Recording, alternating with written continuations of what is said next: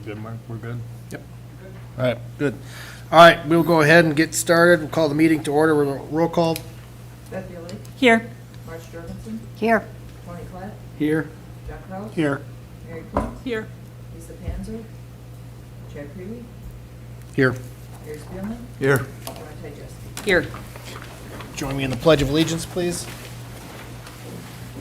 I pledge allegiance to the flag of the United States of America and to the republic for which it stands, one nation, under God, indivisible, with liberty and justice for all.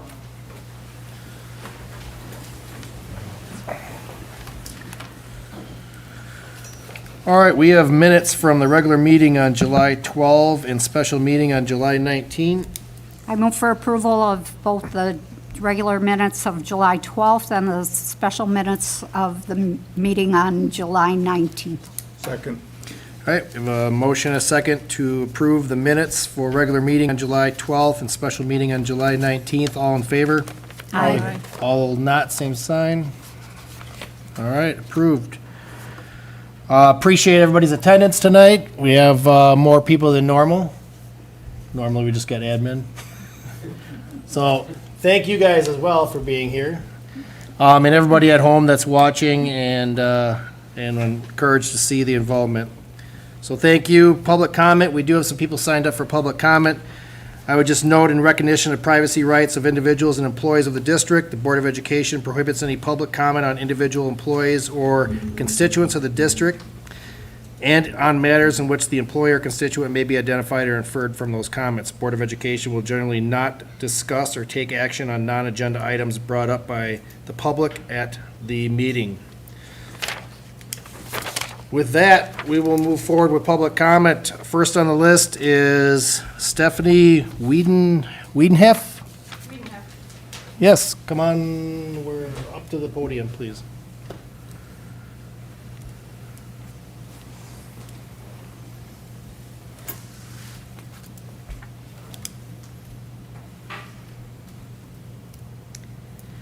Yeah, I'm Stephanie Wiedenhaft. I have two children in the district, ages 12 and soon to be 6.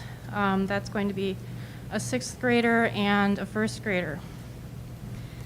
I don't want to have to be here tonight, though.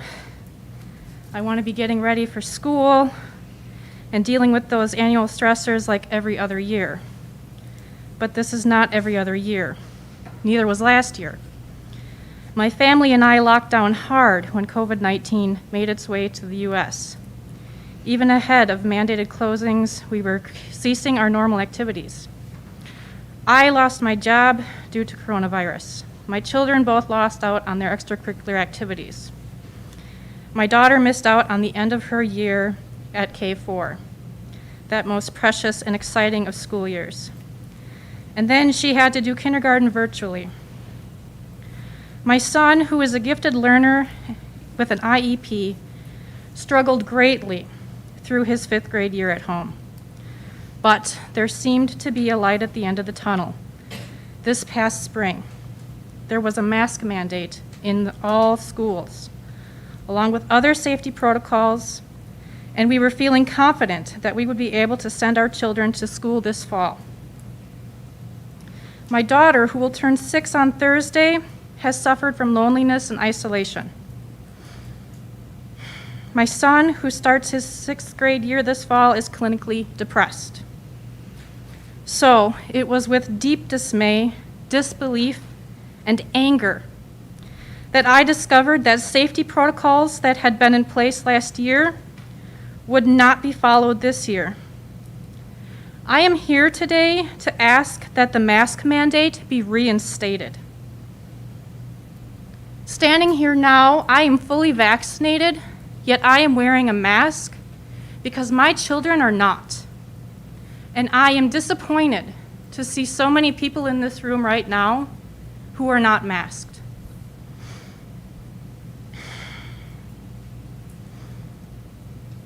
Going back to the safety measures, we saw that these measures were effective at protecting our kids and staff within the Beaver Dam Unified School District.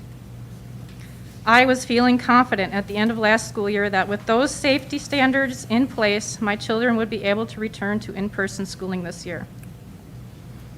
This school year, we are still in the same situation as a nation. We are in the midst of a deadly and dangerous global pandemic that is being driven by the unvaccinated at this point. Unfortunately, as I'd like to remind you, that includes my 2 children, who are too young to receive the vaccine. Furthermore, we have not had a sufficient number of our local population vaccinated to make a significant dent in the numbers of those infected. The Delta variant has seen a new surge in cases amongst the unvaccinated population. Again, that includes my children. And also those who are vaccinated. It has been found that vaccinated people can carry a viral load large enough to allow the spread of COVID-19 to others. This information is known and accepted by the CDC, whose guidelines include masking of all people, including those vaccinated, indoors, including and specifically indicating schools. The Dodge County Board of Health has recommended indoor masking due to the significant spread of COVID-19. Last school year, the number of those infected with the coronavirus was actually lower than our current numbers at the end of the year. It makes no sense that with an increased risk of transmission due to the Delta variant, that the school district would ignore CDC recommendations and Dodge County Health recommendations. We need to protect our vulnerable community members, which includes our elementary and middle school kids. I would also like to point out that new reports say that the Epsilon variant may not respond to vaccines at all. This is completely in keeping with standard viral evolutionary patterns. Reopening and relaxing guidance has already allowed new variants to spread. The last thing we need this winter is to see our children go through what their grandparents suffered last year. Just as we wore masks to protect others before people were vaccinated, now, because of the Delta variant, we need to wear masks for others' safety. Some may argue about kids being uncomfortable wearing a mask all day. I get it. I don't like them either. But it is a minor inconvenience when you consider the alternative: severe illness and even death from COVID-19, or watching a vulnerable family member suffer or die from COVID after I brought it home to them. I would never forgive myself. Right now, ICUs are filling up with children who have been back to school in Arkansas, Georgia, and Florida. Little kids fail so fast when they are sick. It is a rapid and scary decline, and some kids simply slip away. I cannot bear the thought of my children falling victim to COVID-19 because our school district decided their health was no longer their #1 priority. If there is no mandate, I will have no choice but to disenroll my children from Beaver Dam Unified School District. And I will watch in horror and dismay as kids in our district fall ill like they are now in southern schools. It doesn't have to be like that. It is known and proven that masking and social distancing, opening windows, and vaccination can, does, and will protect our children. So I'm appealing to you all today, please, do the smart thing. Do the responsible thing. Do the right thing to protect all of our kids, our teachers, and our staff. Please reinstate the mask mandate. It is the right thing to do. Thank you. Thank you, Stephanie. Next on the list, we have Stephen Beatty.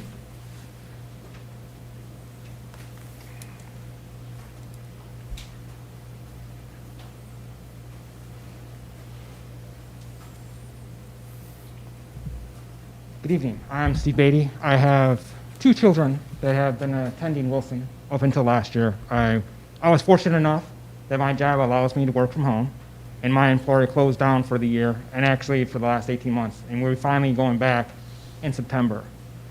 And I'm trying to find a job that allows me to work remote now. We were super excited after this summer to be able to send the kids back to school. We have a box full of school supplies waiting for them to go back to school.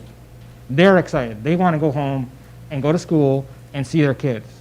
We have a special meeting tomorrow with the principal to help our daughter go through some of the issues that she's going to be going through at school. And they're super excited to go with us and see Wilson again. I won't allow it if they're not mask mandated in schools today. There's only one thing you can wisely do to safely educate our kids, and that's to have them wear masks. This Delta variant is not playing games anymore. It is coming after our kids. As the previous speaker said, ICUs are filling up with kids. It may not be killing them, but they're putting on ventilators to make them survive. New York Times just came out with a nice long article today about the long-term effects of COVID on these kids, about their dementia, about losing IQ points, about physical activity. This is not something that we can play around with. Science is only on one side, and that is on wearing masks. If we carry through with the plan that Mark put forward, it's going to be too late. Kids are going to go out of school quickly. They're already starting to see it in the South. Within 3 days of opening, you saw 900 kids in quarantine in Arkansas. You're seeing hospitals in Arkansas send their kids to other hospitals in other states because their ICUs are filling up with kids. This is not like last year when we could play with the kids a little bit and thinking, hey, they're safe, they're not coming down with COVID. It's not happening anymore. Delta is a serious thing. Your job as a Board of Education is two things: to see for the safety of my kids. And we see in all these buildings now, all these special doors, all these lockdowns, all these procedures where I can't go and see my kids during the day because you have a fear that somebody's going to come in with a gun and shoot my kids. They go through drills to practice how to hide because you're afraid that somebody's going to come in with a gun. You protected them for that. Now all I'm asking is that you do the same thing and protect them against COVID. And there's only one thing you can do, and that's mandate masks. You have two options. One of them is not the plan that's currently in front of you. One plan is to allow those above 12 years old who can get vaccinated maybe not to wear a mask in middle school and high school, and mandate mask in elementary school. The other is to mandate mask, period. Because like the previous speaker said, it's not playing games. Even the vaccinated can come down with it. My biggest fear, and the reason why I'm looking for another remote job, is I don't want to have to go to work and be around people that may not be vaccinated and bring it home to my kids. Because my kids can come down with it. And I don't want that. The other part of your job is assure education to these kids. Part of that education you ensure is that they go in science class and learn science and learn math. If you ignore science and math by not allowing math to be mandated in schools, you're saying it doesn't matter. Science and math doesn't matter because the overwhelming evidence doesn't matter. We're good, we're learning, we oversee and say science doesn't matter. And you're teaching these kids that they don't matter by not allowing them to wear mandated masks. That's what it's coming down to. The safety of our kids and showing them that education does matter. It is time we start putting our kids first. We have not done that in so long. It's why every night now and every morning we're rising and going to bed to red blood sunsets with a haze in the sky. We've ignored climate change. We're leaving our kids a mess. And this just adds to it. You really have to think deep down. The protection of these kids, mandate masks. It's the only thing protecting them. I see two doctors in the office that I hope get to speak today, and Seth and somebody else here. They can speak to this. It's not playing around. We don't have the hospital facilities to handle the influx of kids that's going to happen with this. And we can't afford, part of Mark's plan, the top thing that he puts in his plan is that he can change on a moment's notice. It's too late. We can't be reactive to this. You must be proactive. As soon as COVID's in the school, it's done. The only way to prevent it, at least in high numbers, is masks. You have to be proactive. You have to plan ahead.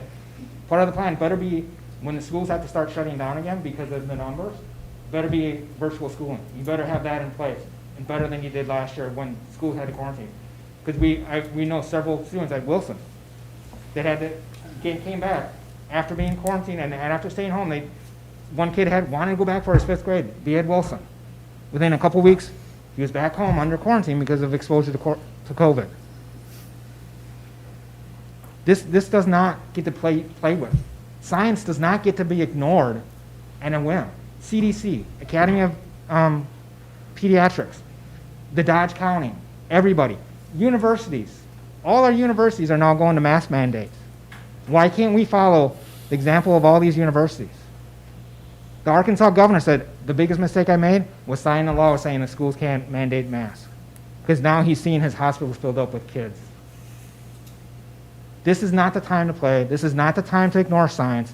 Our kids are in danger. And your actions will speak loudly to them.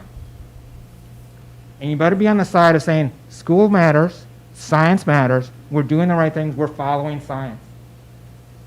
And the only thing science says is mask, distance, vaccines. We blew our chance to build up a wall of protection around our kids here in Dodge County when only 40% of us decided to get vaccinated. If we had gotten up to 70, 80%, you might have been able to play a different game. But you can't now. This is coming, and it's coming hard for us again. We blew our chance to stop it. And now it's on you to stop it from going into our school heavily. And I implore upon you, do your jobs, protect our kids, just like we put up all these special doors and procedures for somebody who comes in with a gun. Educate them and show them that science does matter. That what they're learning in science does matter. What they're learning in math does matter. If you ignore science right now, and science is real clear on this, you're telling these kids, ignore what they're learning. Doesn't matter. We're not going to listen to you. Don't go into science, math. Doesn't matter. So do what's right. Do your job and protect our kids and tell them that education matters. Because it does. It's time we start listening to the experts. Thank you. Thank you, Stephen. Next on the list, I have Susan Schaefer.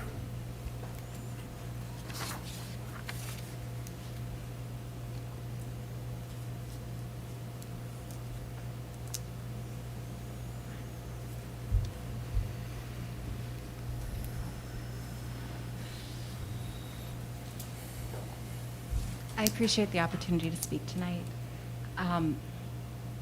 I have 3 children that attend school in the district currently. We're not sure if in 3 weeks that will be the case. At this point, so a little bit of our history. We have 2 10-year-olds and an 11-year-old. None of them are old enough to be vaccinated. We have people in our family that are at risk. So school has been a big concern for us, and COVID obviously has been a concern. Our kids started off last year, homeschooling is not my strong suit. Total respect for the teachers, like I'm not good at the educating thing. We went to the virtual. They struggled so much. My son is clinically depressed.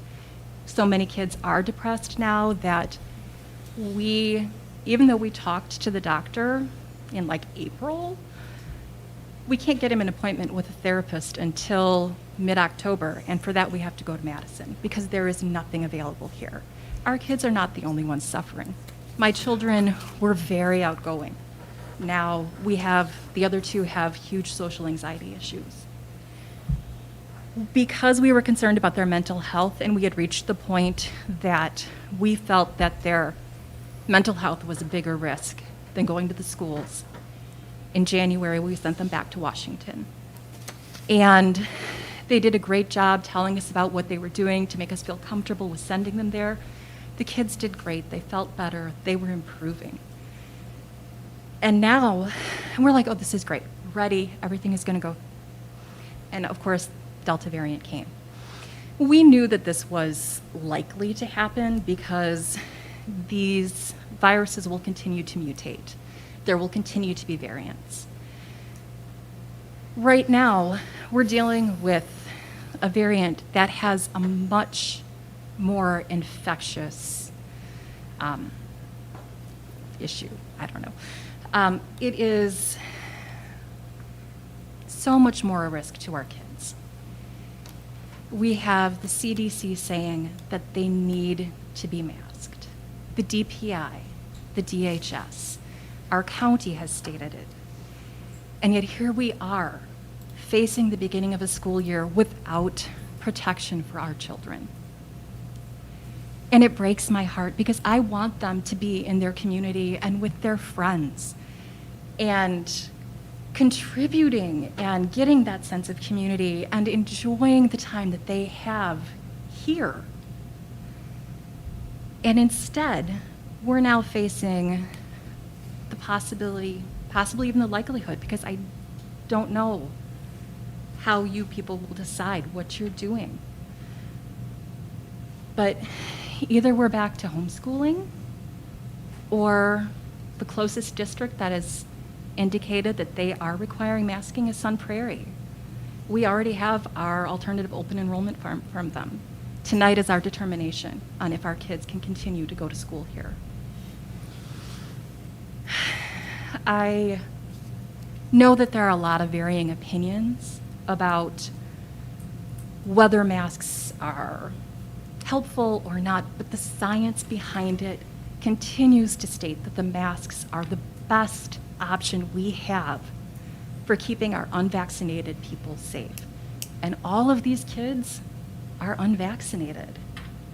When my son is eligible, he turns 12 on the 23rd. He wants for his birthday to get the vaccine. Even when he's vaccinated, though, my daughters are at risk because vaccinated people can carry the viral load and transmit.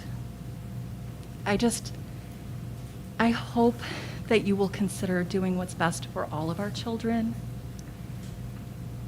and putting the mask mandate back in place to help us keep them safe. Thank you. Thank you, Susan.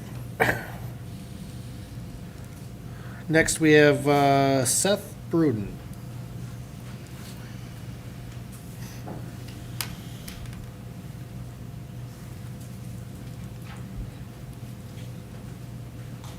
All right. Thank you. Appreciate being here. My name is Seth Bruden. I have a 13-year-old currently in the middle school, and I'm also a physician in the community, and was a little bit disheartened, I think, to see the possible not having a mask mandate. And I have talked to Mark, and I've talked to a lot of folks about this, and I realized that this summer we are in a much different place mentally, all of us. We are starting to feel pretty excited, starting to feel like things were getting a little bit better. You saw the Deer District, we saw people hanging out, we saw people doing a lot of things, feeling like we were maybe okay.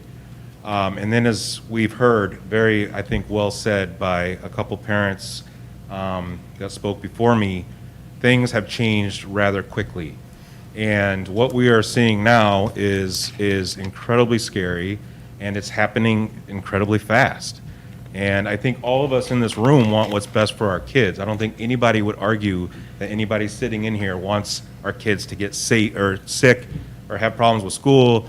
And I think we all want our kids in school. And so as a physician, as a parent, I would strongly, strongly urge the school board to put masks on these kids when they come to class, when they come to school, because we know they work. We know they're going to limit the amount of transmission in the school.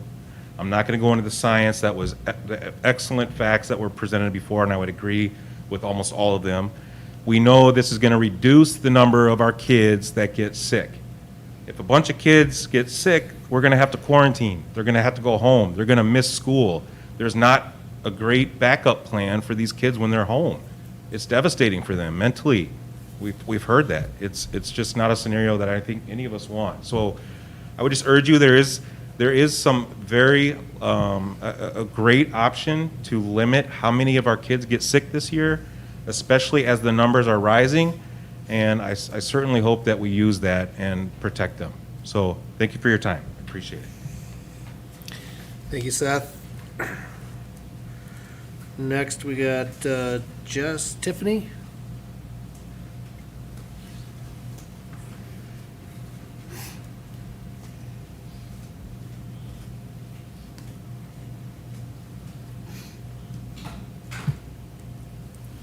So I don't know how much I can follow up all of the other parents and Dr. Bruden, other than to say and tell you that I have kids in the public district as well as in St. Catherine Drexel.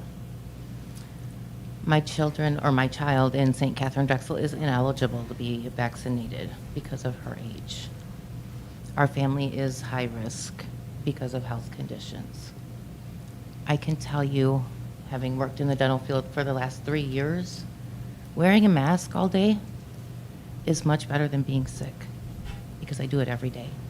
I change in and out of PPE before I go to work and before I come home to make sure that my kids are safe and my family is safe. I can tell you that Dane County has a population of 70% that is vaccinated. Verona, Madison Public, and Sun Prairie all have mask mandates. So even the 70%, if we get to it in Dodge County, is still unlikely that our kids will be healthy. What I'm asking you guys to do is to protect the children. I know I've worked with quite a few of you on different various things protecting children. We know what the children need. And being at home and in quarantine or learning from a computer is not one of them. And I would hate to see our families leave this district as well.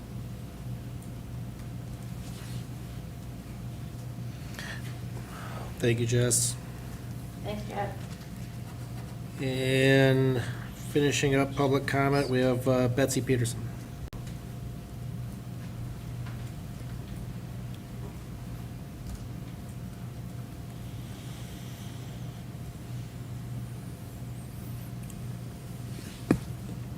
I'm Dr. Betsy Peterson. I'm a pediatrician. I've been living here in Beaver Dam for 16 years now. I'm caring for greater than 4,000 children in our area. We all want to protect our children and have them present in school. The American Academy of Pediatrics does recommend that children be in school. However, that is only if the appropriate safety measures are in place. This includes universal masking regardless of vaccine status, because we know that the Delta variant is much more contagious and it's hard to keep track of who is vaccinated, who is not vaccinated, and we know that vaccinated individuals can spread COVID. We know that it's much less likely. The 99.5% of the people in the ICUs are unvaccinated, and so vaccinated people don't get it sick, but they can still spread it. Delta variant is 5 times more contagious than the previous COVID strain, and so this is a much bigger problem. Currently, the Wisconsin numbers are higher than they've been since January. And so in January, we were wearing masks, we were staying apart from each other, we were doing all of those, and it worked. Our schools had very few COVID cases. The studies showed that there's very little spread in schools because of the masks and the other measures that were taken to protect them. The one other kind of alternate discussion is actually OSHA. The Occupational Safety and Health Administration recommends basic measures to protect employees to prevent occupational exposure to COVID. As a small business owner in this area, I would not put my employees into a room, a contained room the size of a classroom with 30 unvaccinated, unmasked people that we are asking our teachers to do. That would not be safe as an employer to put my staff into that situation. And another that someone did mention, COVID does cause brain damage, seen on MRI even with so-called mild COVID. These are permanent changes for our children's brains. Increases cases are filling up UW Hospital, even here in our area. Louisiana had no ICU beds in the entire state for a period of time last week. Mental health, safety, food security, all of these are better addressed while their children are in school, and that can only be accomplished with masks. Thank you. Thank you, Betsy. All right, that closes public comment. We'll move on to announcements. The board may recess into closed session per Wisconsin statute 19.85, parent 1, parent C, considering employment, promotion, compensation, or performance evaluation data of any public employee over which the governmental body has jurisdiction or exercises responsibility, specifically to discuss specific employees. The board will reconvene into open session for the possible transaction of business and adjournment. All right, thank you. With that, we have an agenda. Can we get a motion to approve the agenda? I'll second it. Motion and a second then to approve the agenda. All in favor? Aye. All those not, same sign. All right, that moves us on to 9.1, resolution authorizing taxable tax and revenue. I'll stop there. I'll let you continue. All right, so this is the meeting that we talk about cash flow for the year. So due to timing of revenues and expenditures, many school districts use short-term borrowing to meet their cash flow needs. This is authorized by state statute. So there are different types of short-term debt vehicles that districts can use. In the past, we've used a couple different ones, but for the last few years, we've only utilized a local line of credit to meet our cash flow needs, and we will again be doing that this year. So the way that it works is we obtain proposals from local banks and then select the proposal that is in the best interest of the district, typically the one that has the lowest interest rate. During the year, we draw on the line of credit as needed, and then we pay it back as we're able to. So we've had a $5 million line of credit during each of the past 3 years.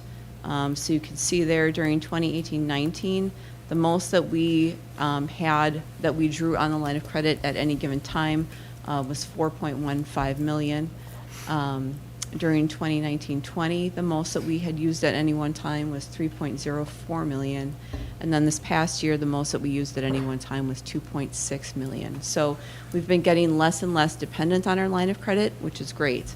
What that also means is instead of doing a $5 million line of credit this year, we went down to a $4 million line of credit. So we still have enough room in there that if we needed to do additional, we're not being too tight that we won't have the flexibility to ensure that we can meet our obligations. But if we don't need that $5 million line of credit, going down to the $4 million is helpful. So we sent a letter to the 3 of the local banks seeking proposals on our line of credit, and we received 2 responses from Horicon Bank and from National Exchange Bank and Trust. So last year's line of credit was with Horicon Bank. We've kind of gone back and forth between the 2 banks every other year. So last year was with Horicon, and the interest rate was prime minus 0.5% with a rate not to exceed 3.75%. So last year's prime was 3.25%, which means the effective rate was 2.75%. They also did not charge us any origination or application fees. So this year, the proposal from Horicon Bank was prime floating, which is 3.25%, not to exceed 3.75%, with no origination or application fees. The proposal from National Exchange Bank and Trust was a fixed 1.95%, also with no origination or application fees. So we appreciate both banks' interest in partnering with us to meet our cash flow needs. They've been competitive with each other in the past, and as I said, we've gone back and forth. But the recommendation would be to go with National Exchange Bank and Trust this year. The lower interest rate, obviously, and then they're also our primary bank, so they hold our primary checking account, which makes utilizing the line of credit very easy. We're able to just do that online with the click of a button and then pay it off right away as well. So it doesn't require a wire transfer. So we would be looking for board approval of the resolution authorizing a taxable tax and revenue anticipation promissory note for cash flow purposes in an amount not to exceed $4 million. And then as usual, throughout the year, we will carefully monitor our cash flow and draw on it as we need to and pay it back as quickly as we can. Make timely grant claims to try to limit the amount of our interest costs. So if we can do our claims timely, it means that we don't need to draw on our line of credit. And then we'll look at this again next year to determine the best course of action going forward. And maybe we won't need a $4 million one next year. We might be down again. So, Thank you. any questions? Big difference in interest rates. oops, sorry, 20. Big difference in interest rates. It was. It's surprising. Yeah, it wasn't as competitive as it's been in the past. I was surprised. Is it because we went to 4 million? Did that change anything? I don't believe that it did. I mean, Horacon's was pretty similar to what they had offered last year. So I don't know the rationale behind that, but considering that we didn't use the full amount in the past, I don't know that that $1 million made a huge difference. Well done on reducing that amount every year. There's a lot of work that goes into making that happen. And with that, I would like to make a motion that we authorize a cash flow borrowing not to exceed $4 million. I'll second it. Motion a second then to approve the resolution authorizing taxable tax revenue anticipated note not to exceed $4 million. And do we need a? Yeah, we need a roll call vote. Marge Jorgensen, Yes. Marty Platt, Yes. John Kraus, Yes. Mary Quinn, Yes. Chad Krewey, Yes. Gary Spielman. Yes. Joan Tajewski. Yes. Becky Lynn. Yes. Thank All you. right, thank you. 9.2, end of year special education pupil services report.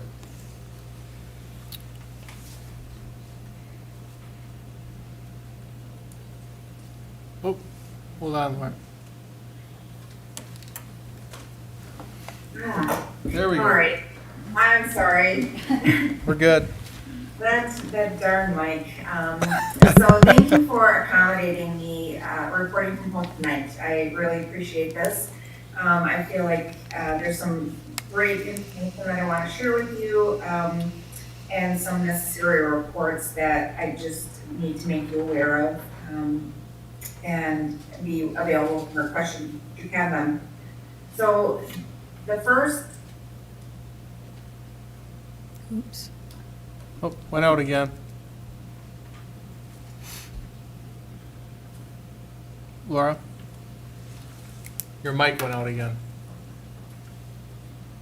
Oh my goodness, all right, and that took me anything. So wanted to give you a couple updates from the year, as well as some necessary reports that you need to be aware of. So wanted to just give you the year in review for our special education department. Want to just give you a round numbers of where we started and where we ended with special education.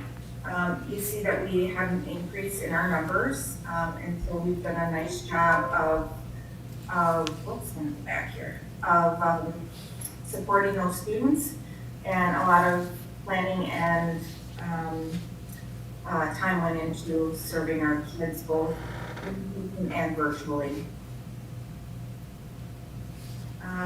We served 24 3-year-olds this last year, which is a lot of 3-year-olds. And they will become our new 4K students for this in just a few short weeks. We have 504s. We have about 70 304s, and those remain steady throughout the year. We've performed 132 comprehensive evaluations, and when I say we, that is a team effort. So from your psychologists to your special education teachers to our speech and language and OT, a comprehensive evaluation takes about 20 hours sometimes. So that's a lot of time put into really digging into knowing our students and figuring out how to best serve them. And we have 231 students with speech and language needs. So just with that, then I'd like to move into, I guess, just to recognize and to accept that report on, if the board could just accept that report. There's no action that I'm asking for other than to Motion to accept the report as presented. to accept the report. Yep. Yeah, can we have a motion then to accept that report? I move to accept the report as presented. Second. All right, we have a motion and a second to accept that report. All in favor, right? Yep, all in favor? Aye. All those not, same sign. Okay. All right. Thank you. The next report is a mandatory report that I need to share with the board annually.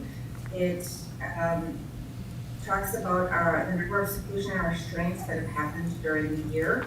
You should have a handout with those, and that should explain what we constitute as a seclusion or a restraint.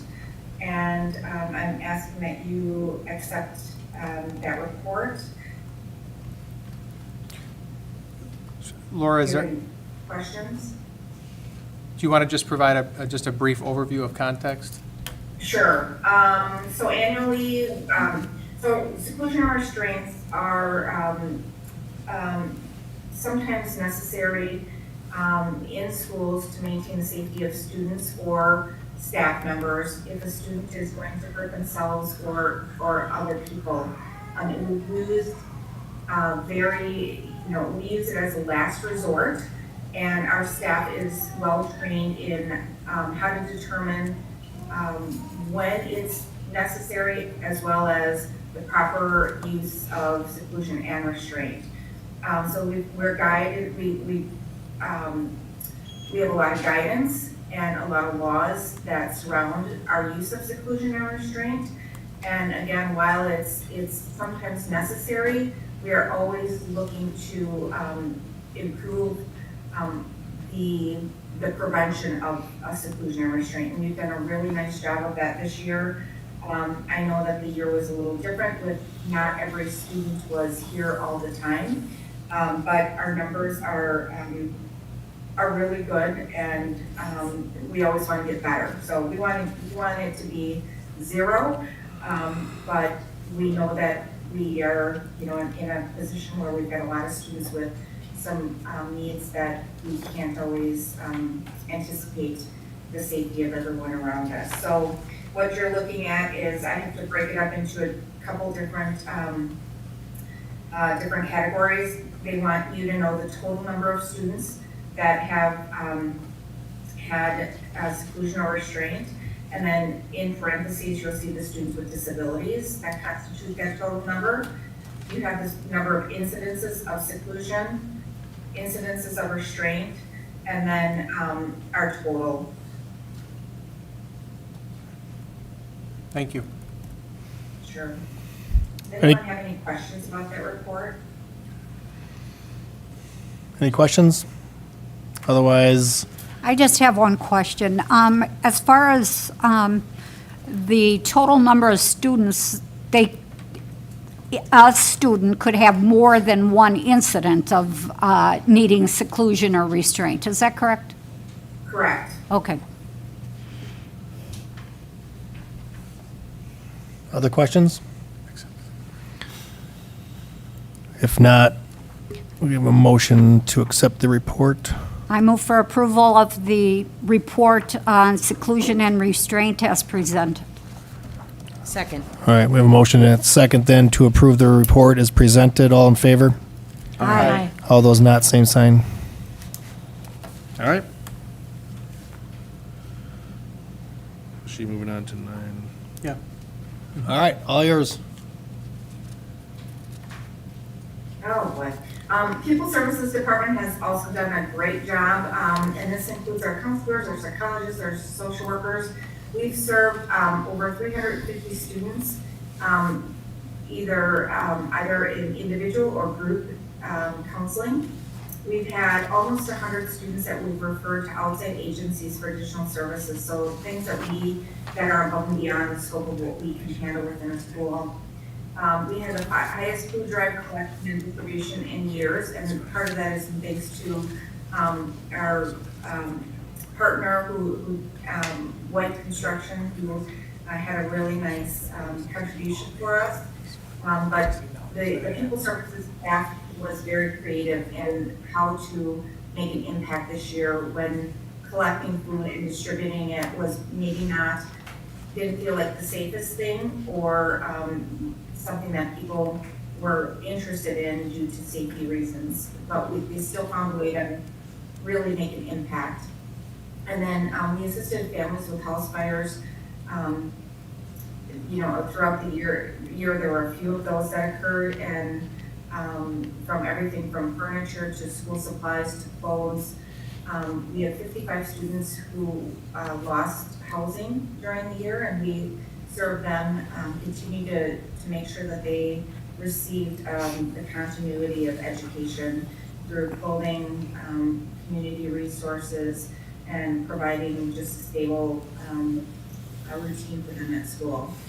So Pupil Services has done a really nice job this year as well.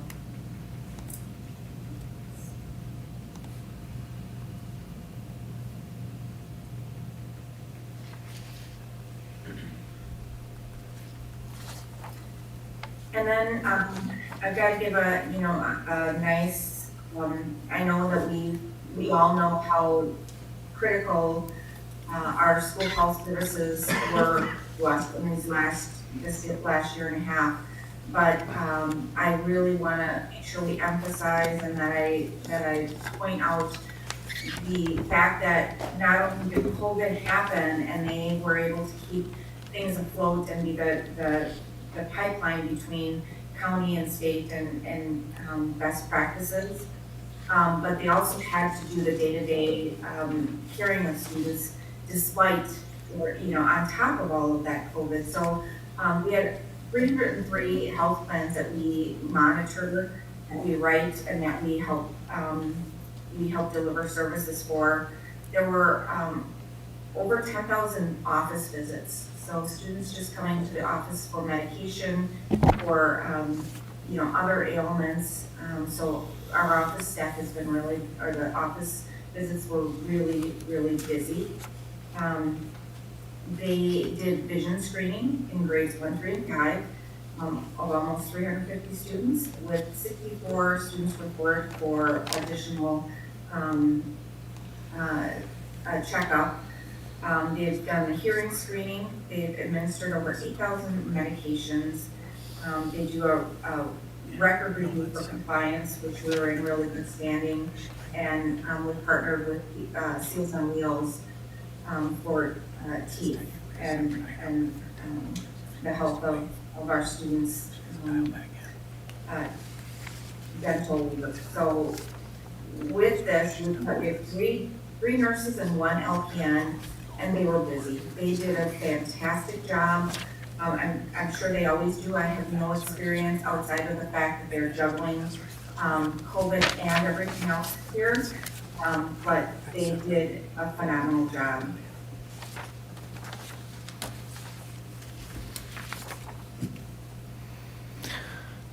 All right, any,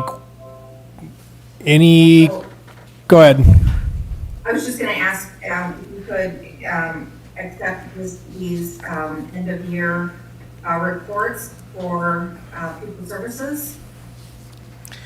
I move the Board of Education adopt the annual district health service report for the 2020-2021 school year as presented.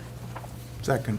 All right, we have a motion and a second then to approve the annual district health services report as presented. All in favor? Aye. All those not, same sign. Okay, I just have one more last thing. This is the model special education policies and procedures. So I just want to pause real quick. So technically, that would be item 13.4, so we'd come back to that if you're able to log back in at that time. Laura, for the Wisconsin Department of Public Instruction Special Education Model Forms, are you able to rejoin us at that time when it's on the agenda? Yeah.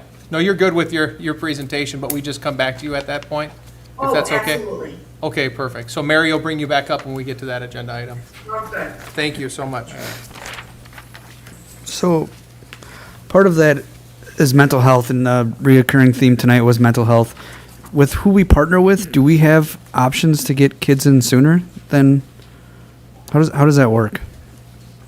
I don't know what you're asking. So, like, if kids need, mental health services, Sure. can they get in quicker through our district than they could calling somebody like a PPO, or how exactly do we handle that? That might depend. I mean, we're part of the screening and identifying process or recommending process. So we have partnerships that can make things happen that maybe people don't have access to, depending on their particular situation, or they can gain access actually here on site during the day, potentially, depending on the arrangements that are made. So how does one get themselves into that? How does that flow? Well, recommendations and referrals are going to generally come from our PPS staff, or conversations that they're having, or screening processes that are taking place. Our partners might also already have relationships with those students and those families, and then they'd be able to work with them if they're partners that have identified times and supports that they're providing at school. So, but if anybody ever has a question or a concern, usually their best point contact is going to be our PPS staff, or our student services staff, as just a reference point, if they're not already going through a provider, because a lot of times that's where that relationship might initiate. Yep. Well, we can always help create a relationship or help people, start a conversation, because we're not, generally speaking, right, we're not providing those services necessarily from our staff. We're acting more as a liaison and then providing access for them. Good, Tony? All right. We will then move on to 9.5, item of the night.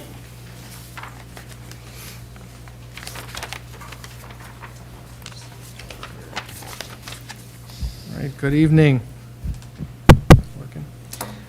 So we're going to go ahead and go through kind of a journey of information. I want to ground us in some background, and then I will remind us all of what, generally speaking, the requested action is, or actions that the board has the opportunity to take.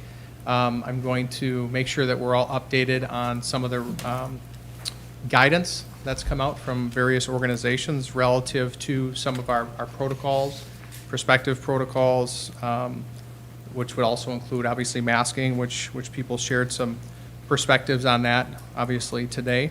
And then we'll have some opportunity, of course, during the slide if there are questions, but there's some opportunity at the end for some additional conversation and discussion.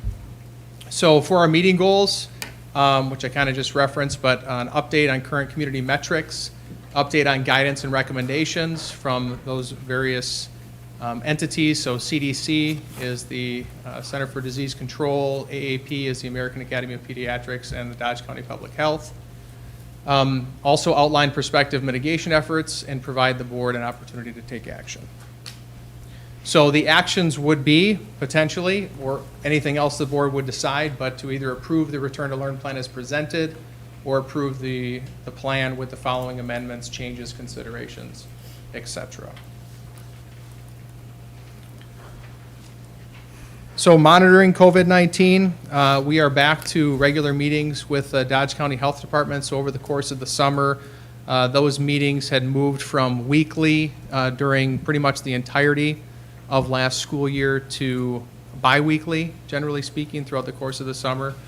We are back on a weekly meeting schedule. And just to remind folks that those meetings take place with our Dodge County Health Department. And then we also have all the superintendents from Dodge County are part of that conversation. As part of that, we're also monitoring our district boundary report. So if people recall, both DHS and then Dodge County has some of their own graphs. We'll see one of them.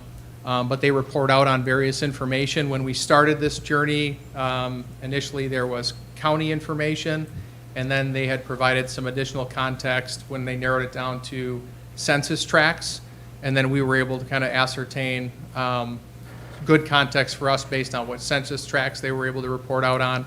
And now the Department of Health is able to narrow it down specifically by district boundary. So, and again, that's district boundary, that's all encompassing, all entities, all people living within the district boundary. That is not reflective specifically to activity in the district proper, the district itself. It's the boundary area, not the schools necessarily, but it would also include school information. So currently, as of today, our positive 7-day average was 4.8, so it's kind of a rolling 7-day average. Before the weekend, it was 3.0, so there's a little bit of context for you.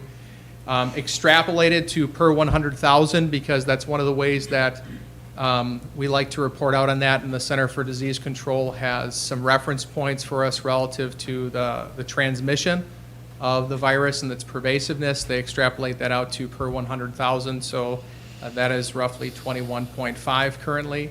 Of the cases currently, 90% of those cases are 20-plus years of age, and I believe that the highest concentration of cases right now is for that age group that's listed by the reporting, 20 to 29-year-olds.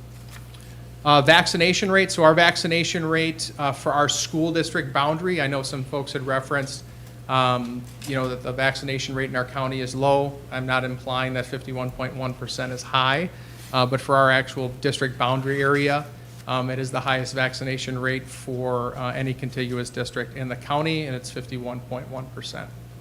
Hospitalization trajectory, so there's also hospitalization trajectories that are reported out. People can see that also on the DHS website. Early last week, it was no significant change, and it's considered, I believe, the South Central. I think there's 5 different hospital boundary areas for the state, and they kind of lump them into these large areas. Now it has moved out of no significant change to growing relative to hospitalization trajectory. So confirmed and probable cases, this is a source from, the DHS, Wisconsin. So all these graphs are literally screenshot or snipped directly from the source. So I didn't do anything with it other than put it up here for you. So this is showing from March 1st through Friday where things were at relative to cases in Dodge County. Just a little context for you. And then this is directly from Dodge County's public health report. Their last report was last week, and this shows us week 74, which was last week, all the way back to early fall, we would consider that.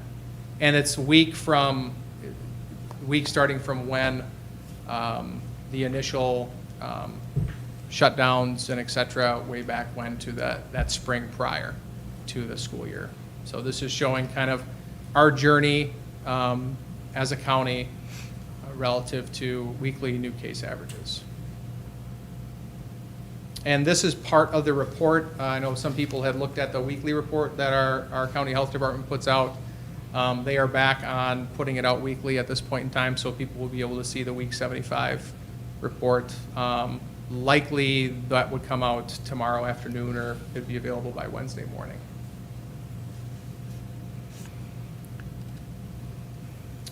So I had referenced this earlier when I talked about that extrapolation of those case averages, extrapolating that into the per 100,000, because that's where that happens. So right now, based on that in our district boundary, we would be in that 10 to 49 new cases per 100,000 in the last 7 days. So that would be in a moderate transition. I can't speak to any other district boundary in the county other than ours.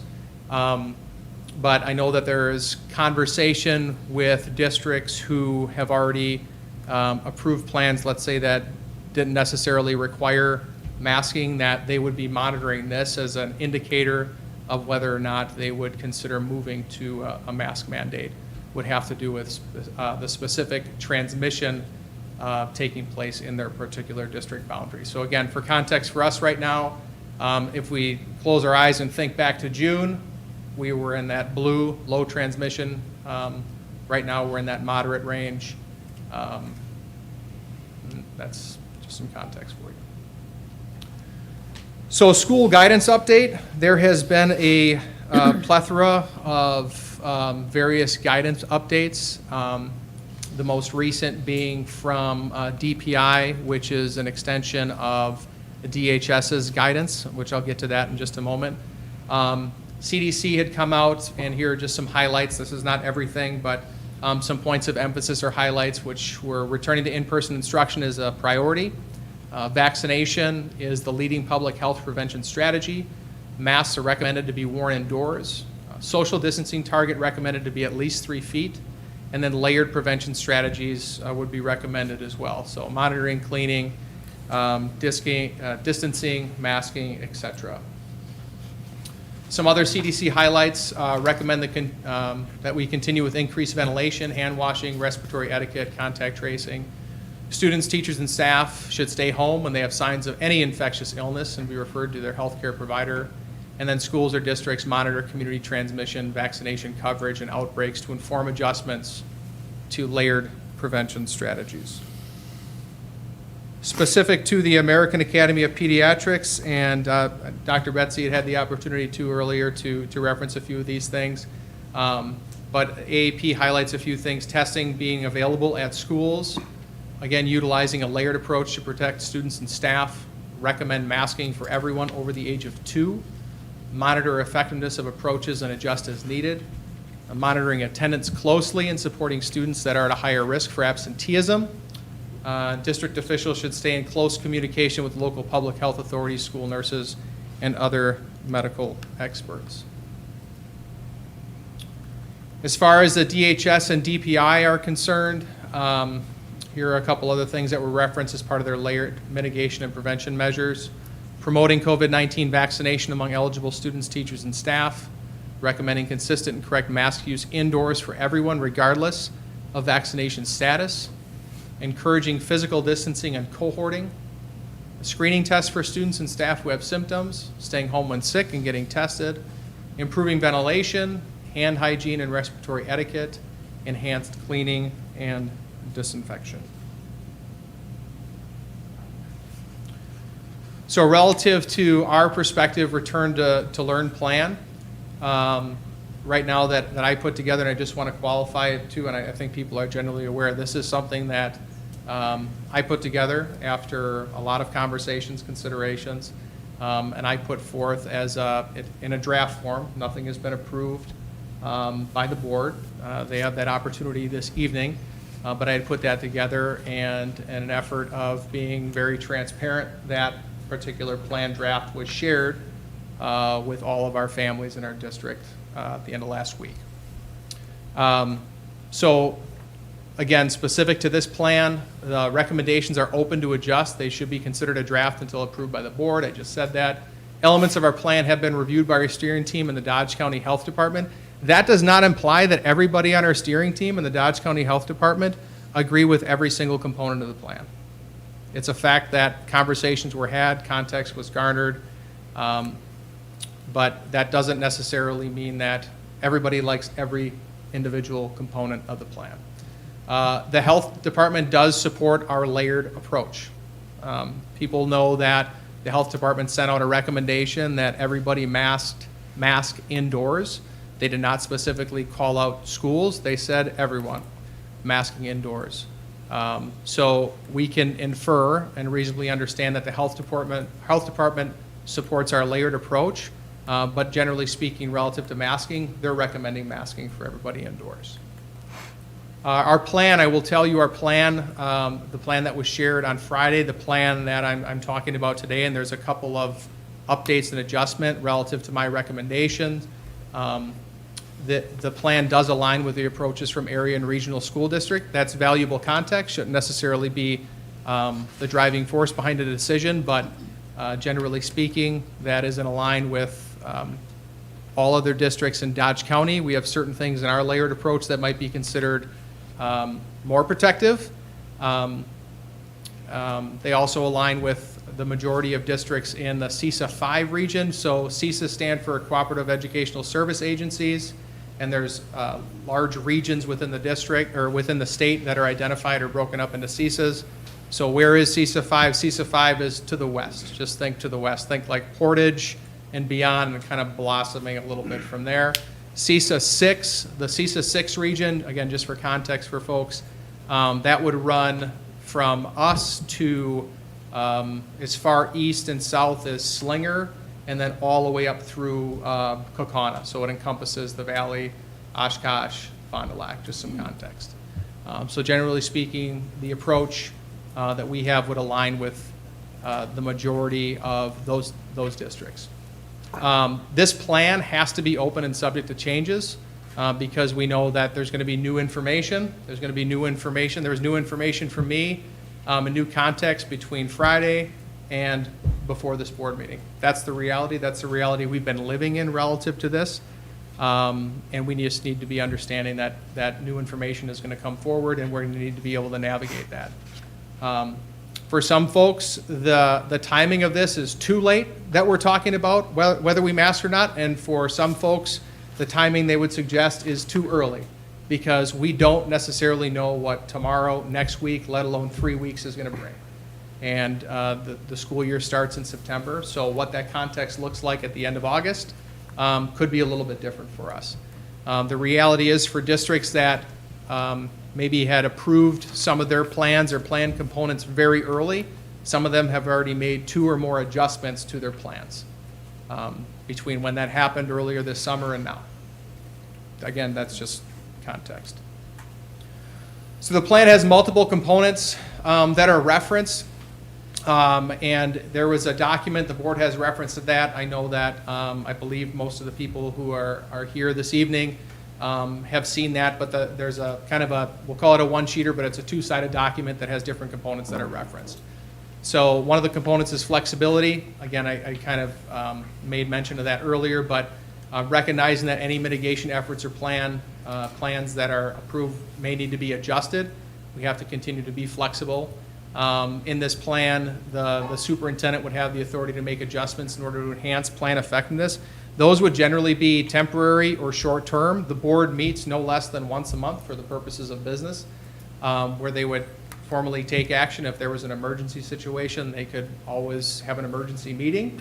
But generally speaking, there are certain things within the plan that it might make sense to be able to flex and adjust. We did a very good job, I believe, of that last year. And then at that following meeting, we would have continued conversation if an adjustment would need to take place. Specific to vaccination, the reference to vaccination in the plan references the promoting of vaccination and working with public health and providers to provide opportunities for those that are eligible. We have done that. We did that as soon as we could with our staff. We have done that this summer relative to our community and families, and I would suspect that we will be doing that again late summer, early fall. Testing is also referenced, so the district would provide opportunities for on-site testing, but we would be making sure that parents are providing consent for any testing that would take place. And at minimum at this point in time, we would be providing rapid antigen tests for symptomatic students that are present. So we don't want people coming in because they think they have COVID to test. But as we know, and most of us, right, have children and navigated that, how they feel in the morning, what symptoms they might have could change in the afternoon. We want to be able to provide that option for our families.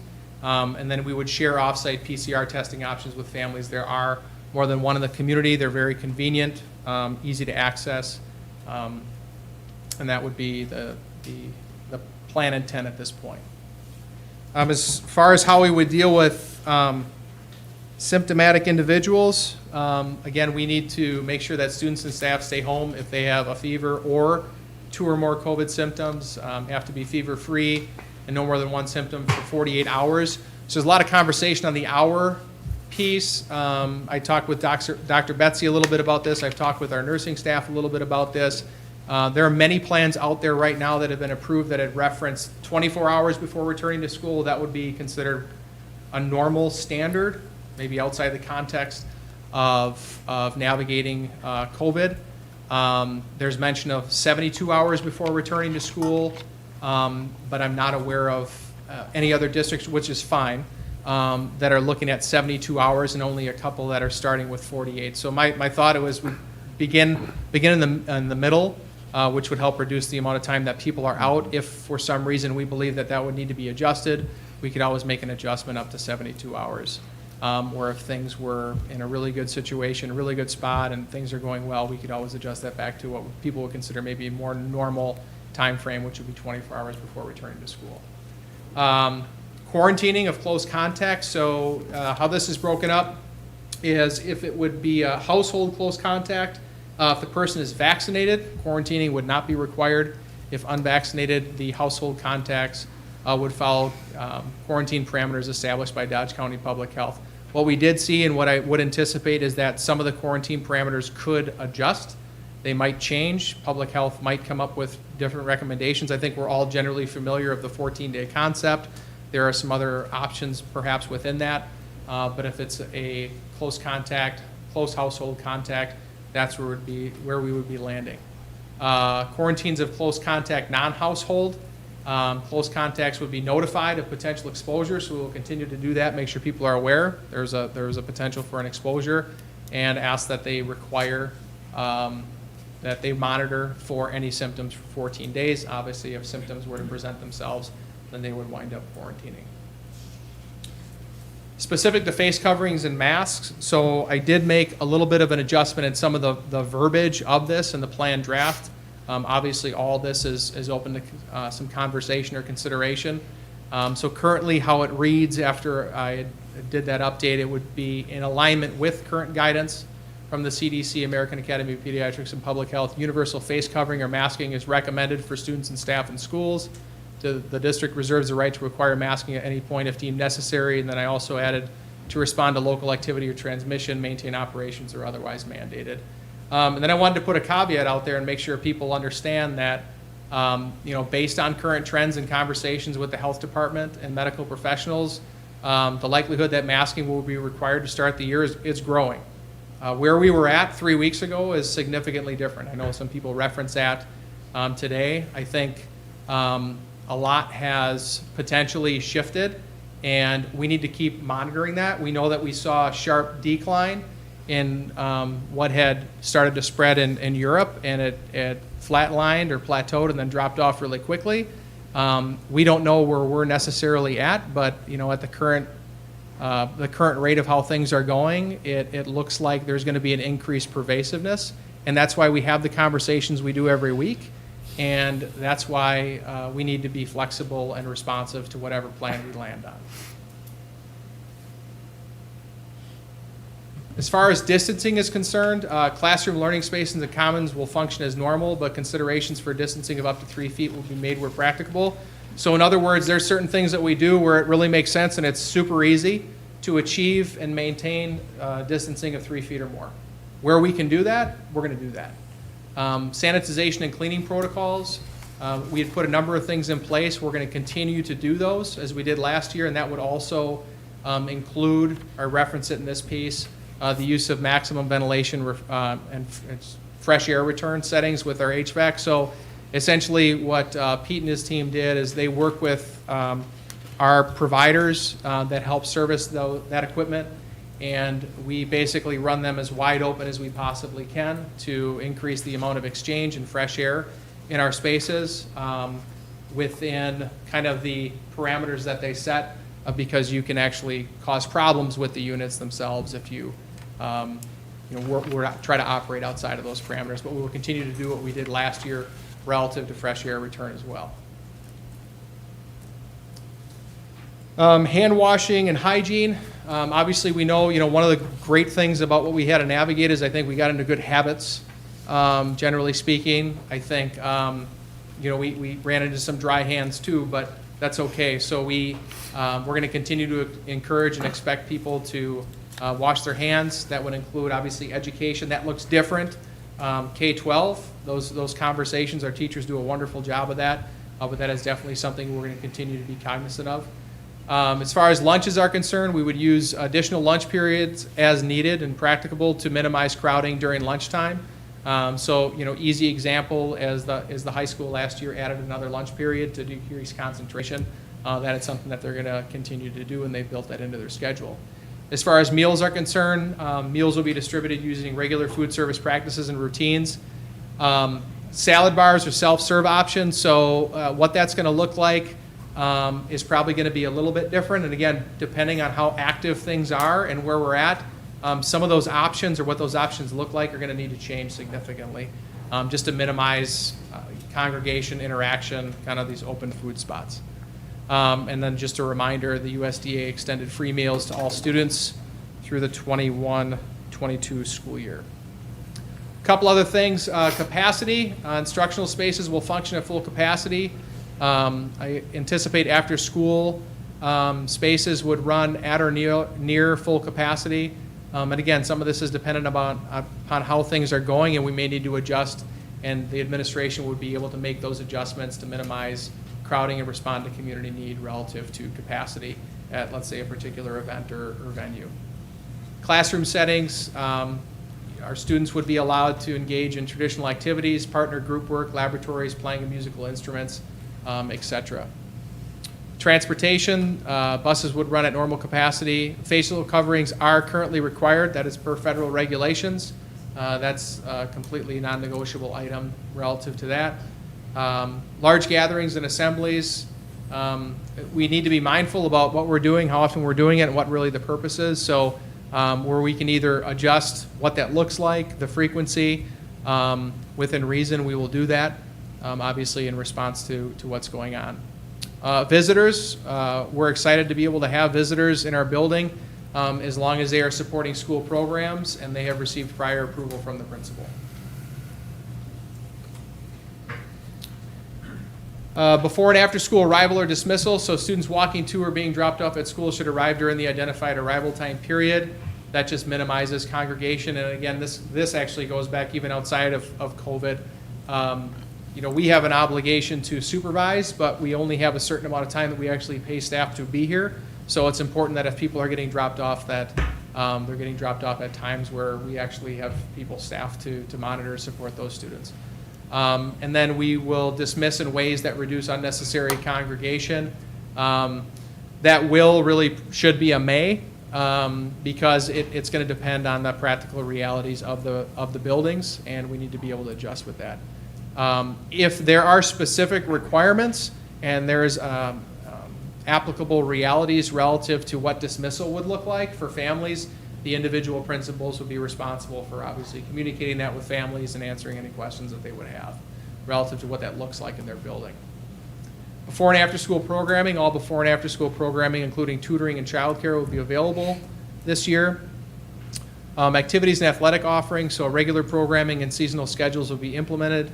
As far as athlete illness, I just made a mention of this because they're not always going to align with their reality specific to their participation in athletics might not necessarily align with their reality and participation in the classroom. So they may be required to follow WIA protocols regarding quarantine from team and sport. And the WIA has the ability to make adjustments. So our athletic director will interpret that and work with the nurses and the coaching staff to make sure that those requirements are applied. Because we can't always align what we're doing with what WIA is, and WIA sometimes has different protocols in place depending on literally what time in the season it is. Sometimes their postseason protocols look different than their in-season protocols, and we're just going to leave it up to our AD to navigate that and work with our nurses and the coaches to apply those specific to that. Other important considerations and reminders. Again, this plan has been reviewed with multiple partners, including the Dodge County Health Department. It's in alignment with other county and regional plans and supported by the Health Department, and I will emphasize this relative to our layered approach. They do, again, recommend universal masking indoors for everyone, schools or otherwise. Parent and family preparation, I can't emphasize this enough, but parents and families need to have a plan in place to support their child in the event that schooling would need to move temporarily online. That is a reality we may need to navigate. It is not a reality any of us want to navigate, but we should be prepared. I think families did a wonderful job of being prepared for a lot of different things. I know our staff did. We need to continue to maintain that flexible mindset and be prepared. Again, online learning, parents and families that expressed interest in their child learning online are aware of their options. If for some reason they're not, they should call their principal. We did do surveys and reach out to families last spring to start to plan for that. If there's any specific situations that need to be navigated, the Director of Teaching and Learning has the authority to review those situations with the principal, because the parent would be talking and working with the principal to make any determinations, including the allocation of resources as necessary.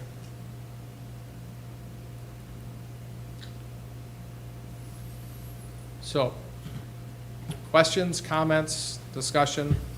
I thought we went to 10 days from 14. Did we go to 10 days from 14 last It would depend on if they were testing, if they got tested after day 6.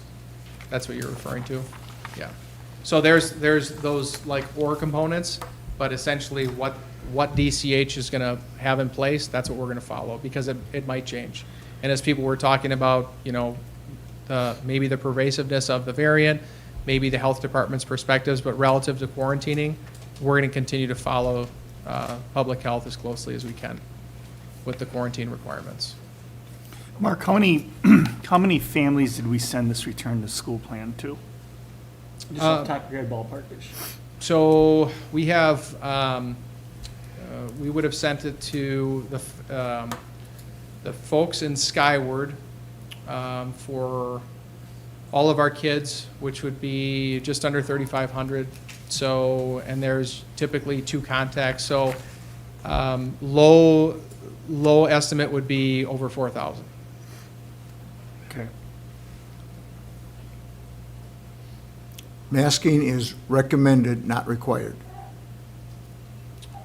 Masking, so all the entities that I referenced currently are recommending that masking, that everybody mask indoors. So in this particular plan draft, universal face covering or masking would be recommended for students and staff in our schools. Is there any discussion in the steering groups as far as maybe under 12 being mandated?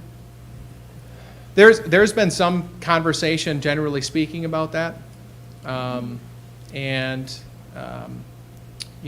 would say that I'm not going to say that anybody was animately opposed or closed to that particular idea. I know some conversation came up regarding, obviously there's health and safety benefits. There's some logic in, well, those, kiddos don't necessarily have a choice, or those families don't have an option. On the flip side, some of the concern was relative to potential impact on learning, particularly with early learners and at the primary level, relative to some of the impacts, relative to not being able to see your teacher's mouth when you're learning how to read, and speak, and articulate your new vocabulary, etc. But there wasn't a grand deal of conversation regarding a differentiated approach like that. I know I don't know about the rest of you guys, but I had a couple people contact me, and actually 3. I had 2 by phone and then 1 through email, which I think we all got that email. And I know that was the two that I talked to personally. Part of their main concern was the 12 and under. So, and similar to what we heard tonight here. So my opinion was, I'll make sure my mic's on, the reason that we were successful last year is that the board did not mandate, but we supported the administration in your decisions because you're the one in contact every week with the county and with the other school districts. And while we stay informed of that, we are not there in person. And your ability to act and react quickly is much more efficient than a board convening to make a decision, where we would have to make a decision ahead or after. You can react quickly. And I don't have a problem trusting you to do that because our job as board members is to hire you and supervise you, but to trust you to run the district. And I feel like, based on the results that we had last year, we can trust you to run this district. And we stay on top of, daily, and sometimes multiple times a day as things are changing. But as a board, we can't convene that often to change direction, so we have to trust you. And I feel comfortable accepting this plan today, knowing that as things come out, you will act and react, keep the board informed and the community informed, because you have a great record of doing that. So I am comfortable with accepting this plan as presented tonight, knowing that it may look very different by the time that we start school, based on the best recommendations of those around. I agree with you on that, but I think part of the caveat is, people want to make their mind up now on what they can do with their kids. Initially, I was prepared to vote for us just going forward and let Mark make further decisions going ahead. But with the increase that I've seen in the hospitalizations and the COVID cases, I'm not comfortable with that. I think we do have to mandate that the masks will be worn at the start of school. If things calm down later on, we can always go back and say, okay, we don't need to keep wearing them. It would be at your choice at that time. But because of this increase that's going on, I feel we need to move in that direction to mandate. And Marge, I would say I'm thinking more along your lines simply because it's the ounce of prevention versus the pound of cure. And we have a track record of everybody knowing how to wear the masks, like it or not. It's worked. And if we start the school year with everybody wearing masks, Mark can also have the authority to ease up as he meets with the health authorities if progress has shown that things are declining as well.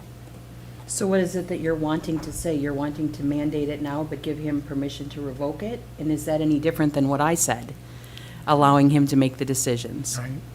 You know, I'm okay with the plan myself too. I mean, I fully appreciate everyone that has commented and their concerns. I get it. We sent out a lot of people this plan, and for the amount of people that received this plan, we didn't get a whole heck of a lot of response to it.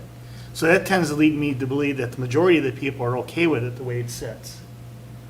And, you know, I agree with Joanne. I think we did a really good job navigating through this, and I have trust in our superintendent and our administration to continue to lead us in that direction. And I fully get, and I don't want to, this is probably going to change maybe 3, 4, 5, 6 times before school starts. I don't know. But I just rather, last year we took a very specific layered approach to all of our recommendations, and we stuck by our guns, and I think we need to start out that way again. And I'd rather work my way up to that than come the other way, but. Well, I think that the fact that parents want to know how they can proceed now, going to school in 3 weeks from now. And we're not meeting as a board again before school starts. And I think we need to be firm with what we are telling people that we as a board expect. And I keep coming back to the phrase, and I know people think this is ridiculous, but the needs of the many outweigh the wants of the few. And I think many is that we need to mandate masking. I receive phone calls both ways. I mean, there's people that don't, definitely against mask. But I think, personally, I'm in favor of masking, mandatory. I think we do have responsibility to the students, and it's a hot topic. I hate to make Mark be the bad guy. I think it's the board's responsibility to make a decision that we start school with mandates. I feel if there's going to be comfort gained by families who have children who are anxious about the whole idea, or their parents are anxious, kids can feel that. We are only 3 weeks out. This isn't a conversation we're having in May.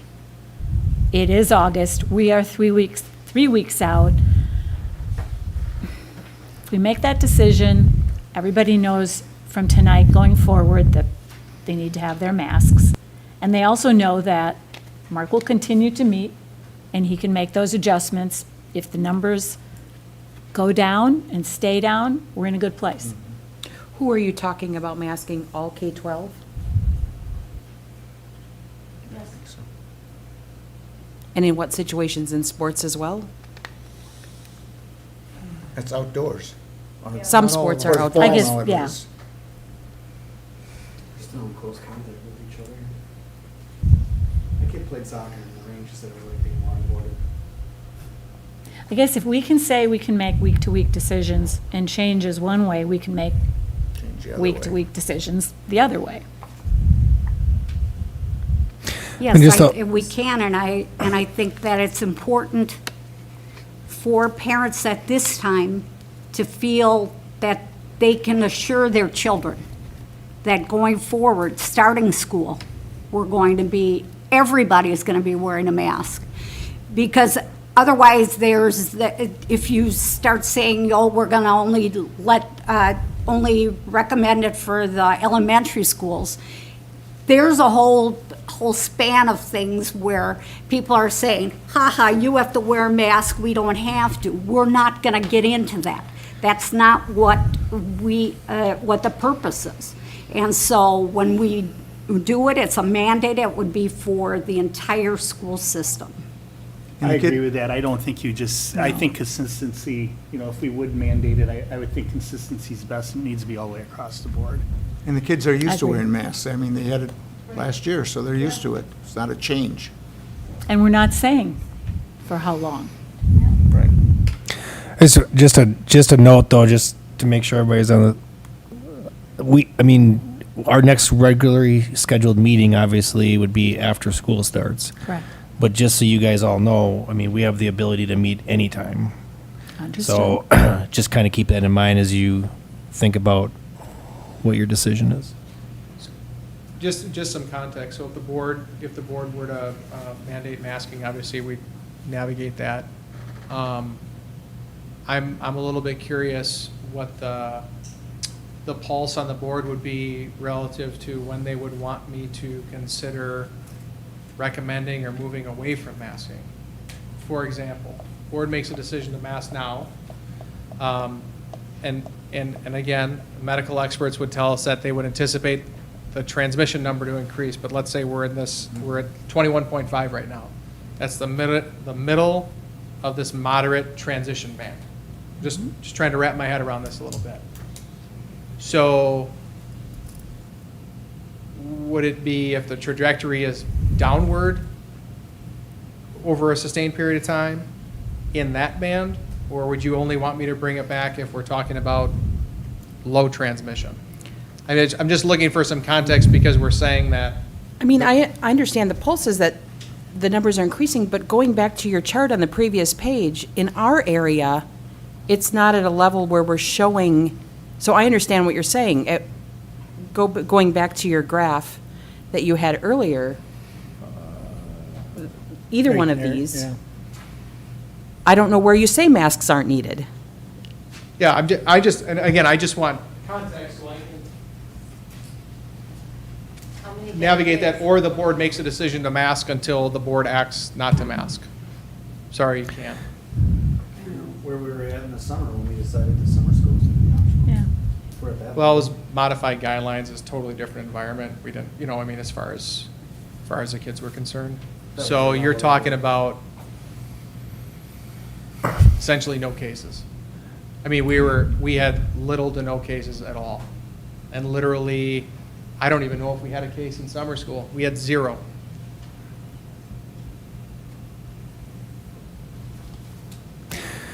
I think either way, I think Mark needs some direction one way or another of what the trigger point is. And as I keep going back in my mind and thinking about this, so, a couple people have already said, we basically gave Mark the authority to kind of make those decisions based on our rates last year, and it worked out very well. Based on conversations with Dodge County Health, based on our boundary rates, we made decisions weekly on what we were going to do based on those rates. I'm completely fine with allowing Mark to make those same decisions based on trigger points this year as well. But we need to understand what those trigger points are. So if you were using last year's metrics, at this point, would masking be required? Wait, Sorry, that was just wrong. don't put me on the spot, Joanna. Say this again? No, I don't think I want to. Right now, I'd be getting really nervous. But I know that I had 3 weeks To make until a the school year started. I understand. And I know that parents- what the experts talked to me about last week is a little bit different than even some of the conversations today. And one of two things is going to happen. Either it's going to continue to get worse, which, based on what we've seen in the South, that's not super optimistic. I think one of our guests referenced the Arkansas situation.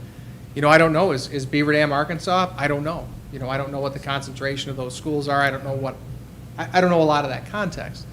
So they're either gonna get worse or they're gonna get better, and that might include some kind of flatline. But there's a lot of other dynamics going on in our community over the next few weeks as well that could contribute to that. So, and again, I mean, my job is to support and follow through on a decision the board would make on it. I just, if the board chooses to mandate masking to start the year, I just want some context from which I should even entertain a conversation, because now for me as well, and this is totally fine, my context and conversation would shift from Dodge County specific to the health department, not necessarily the context of neighboring school districts because they're not requiring masks, but it would be Dodge County Health Department and then the context of Dane County schools and some other school districts and more in that more immediate area, just to garner kind of how they're monitoring what those conversations might look like relative to moving beyond masking, which is fine, but I want the board to make sure they know where I'm going to be drawing some of that context for. We will have SIBO too in the other surrounding schools that aren't mandating masks.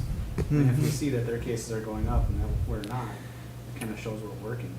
I think that can be used as a gauge too. Sure. I mean, you carried us through this entire thing with your judgment, and I feel like absolutely you're going to make the best judgment. And I feel like as the weeks progress, you're going to say, hey, we got to wear masks. And that's just the way the trend's going. It's just right now, I think parents want to know. So it's hard to, if we leave this today saying you have full authority to do whatever you want to do and we don't vote, you know, I think when school starts, we're probably going to be saying we got to wear masks. It's Right. just right now we're 3 weeks out. And I'm not necessarily looking for, I mean, it'd be great if I could just call you guys up, you guys make a decision for me on a regular basis, but that's not necessarily what my job is. I just, relative to this, I just want to make sure I have the appropriate context and I know from which to operate beyond whatever decision's made. You know, I know this is kind of not, does affect our decision, but it is kind of crappy that, you know, that the CDC and the AAP and these other organizations don't issue a mandate themselves. It's almost like they're scared to stick their neck out and take backlash for all this. You know, Well, and, Sorry. you know, and, Please. you know, then, you know, that would help make our conversation a little bit easier too, you know, in regards to this. There are entities that have the ability to mandate that have chosen not to even try. But that's fine too. Create some autonomy, not all districts are the same. But it also creates a level of fog that we need to navigate, so that's what we're here to try to do. Dodge County is not Dane County, and I don't necessarily want you looking to Dane County for guidance on what we're doing here in Dodge County. I trust the people around us. I trust the county, the folks of the county that you've been talking to guide decisions. Whether or not we decide that masks are appropriate at the start of school, I think going forward, I would like to see you looking for a more similar demographic in Dodge County rather than looking to Dane County for guidance on where we go from here. Yeah, I know, I really do think we need to really focus on what's going on in our area. I mean, we don't know what goes on in other areas or what contributes to it and everything else. I mean, I think we really need to look Well, and like I'm we still, have in the past. right, and Look I at would our always area. meet with Dodge County. I'm just talking about the collaborative context, right?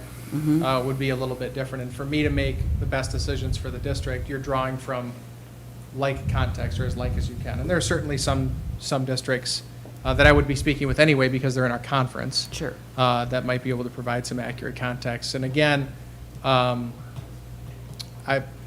we're gonna navigate and do the best we can with wherever the board lands. I think there's a couple of different options. I think obviously the one option would be that you mandate masks. I think the other option would be that you do what this plan would propose at this point in time. The other option is to throw a qualifier in there, but maybe creates more muddiness where it's, the board plans to mandate masking unless transmission levels would suggest that masking being optional would be a reasonable alternative, but. I think we have a shot to be a leader here. And it makes you wonder if other districts would follow suit if they see us doing it. You know, to kind of say that the districts around us are, you know, not mandating it, they're recommending it. You know, how many school districts look to us to say, you know, that we set the norm. So, I don't know, it's a horse and teeth both ways. This is a tough decision. I think Tony's right on this. For Dodge County, I think the other schools in Dodge County look to Beaver Dam. I mean, we're the largest one in that way. I don't know where Watertown falls and for Dodge or what, you know, which county they actually are in. But yes, they do look to us for a lot of things, so.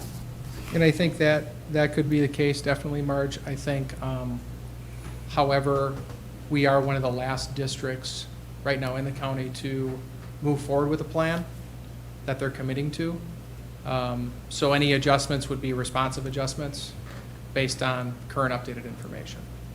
I don't know if it would be necessarily because of us, because their plans have either been approved or endorsed or whatever practices they have in place for their district. I believe our plan last year was probably one of the best in the state. I have no issues with thinking that this plan for returning our students to school will be one of the best in the state. And I mean, from my standpoint, I support it. But last year, we knew when you were taking your kids to school what the plan was. But right now, we're kind of really not making the decision. We're saying, well, it might be different in a couple of weeks. Which was no different than last year. We just didn't need to say it because it just was fluid all of last year. Well, it was mandated last year. Masking was, but every decision was fluid as we went through the year. And if we're in person, if we're virtual, every decision was fluid. Do parents have? I don't think it's going to be different. Do we have virtual options for all grade levels this year? Not as we did last year, no. No. So, I mean, there are certain unique situations that we have been able to navigate at the elementary level. That's a very, very small number. And at the middle school and high school, we have access to our virtual program as we had pre-COVID. So the virtual academy and some of the other partnered resources we're able to put together for, again, generally speaking, those would be unique situations that we're navigating on an individual basis. I think we're better off being proactive rather than reactive. If we mandate it, it's a surge after the fact. It's too late if we don't require it. I think we can always cut back. But when? I mean, if the numbers go down or whatever, right now How they're in much? the process of going up, so. That's the. Right. It's That's a what makes it question when. difficult, right? I mean, it seems like it makes sense to do that, but like Mark is saying, then when? When, you know, when do we? Well, just, and again, people know this, I will support it. We will navigate whatever the board lands on. I think then what would be saying too is then you would be reevaluating based on current context. The earliest would be October. So how is that any more, would be the intent. how is that any more fair to parents that want to see their kids in a school that requires masking if we reevaluate, you know, September, October, monthly? They still don't know. That's why I think that's why I support the plan that allows Mark to make decisions that are fluid. Because I know that there are a lot of people also who do not want their kids to have to be masked in school. And I'm not saying that I don't understand the opinion of those that do. I understand both sides of it. Yep, I do too.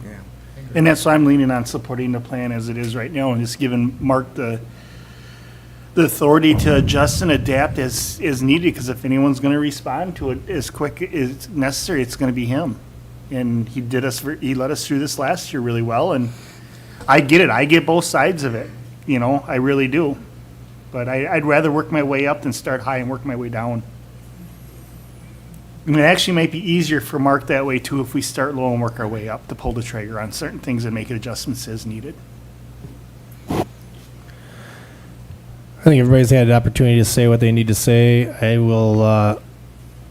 will move this forward by having somebody make a motion.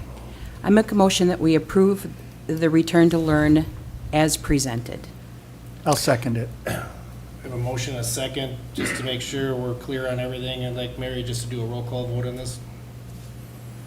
Tony Clapp, No. John Kraus, Yes. Mary Coontz, Yes. Chad Huey, Yes. Gary Spielman, No. Joanne Chakowski, Yes. Beth Lake, No. Marge Jorgensen, No. All right, that's a tie, so that motion fails. Any further discussion? Any further motions? I think we need to have some further discussion about it because the next motion is going to be yes, and you're going to get the same vote. So why don't we, I'll move that we approve all the plan except for the masking, and then we're just gonna have to try to have a special meeting before school starts to discuss about the masking part of it. And hopefully Lisa can make it, so if we have a tie that, there won't be no tie in the vote. I understand the position. I don't feel like we are answering the concerns of parents here if we open up the discussion Again, to go less conservative in a few months, because I don't think that that's what they're looking for. They're looking for a promise that we're masking. And I don't think they're looking for a promise at the beginning of school. I think they're looking for a promise. And I'm not ready to make that. Because what made us successful was being responsive and not being locked into a channel of predetermined where we couldn't react to what's going on around us. And I'm not saying that we shouldn't mask at the beginning of school. What I'm saying is we should be responsive to the numbers. I don't see those charts and the numbers right now requiring it. And what I'm hearing Mark saying, and I'm wondering too, is where is your level where we open up the discussion again when the numbers already aren't that high? If the numbers increase, absolutely we should make changes to our plan. But what I'm seeing for our numbers in Dodge County are different than the numbers that I'm hearing on the news in other parts of the country, or even other parts of the state. So for the no's, do you guys feel any differently about middle school and elementary, or just no across the board?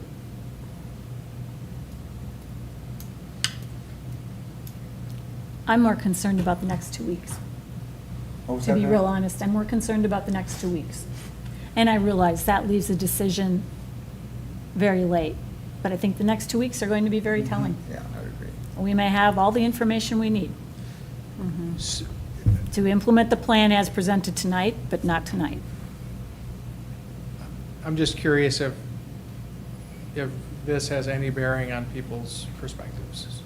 This, not the chart itself, but if the idea that our district boundary is experiencing substantial or high transmission, is there a general thought that, from the board standpoint, boy, Mark, that would be a no-brainer if we're in this range in our district boundary versus low to moderate I think transmission relative to masking? I think the answer to that question would be is that you would make that decision anyway. Right. I mean, if we are in substantial transmission, you would probably make a different decision. Right. I'm just helping you guys try to get to a vote. Which gives you I was trying. the flexibility that you already have in the plan. so the average case is per 100,000 or 21.5, correct? Extrapolated out, yeah. That's less than 1%. It's like 0.00025.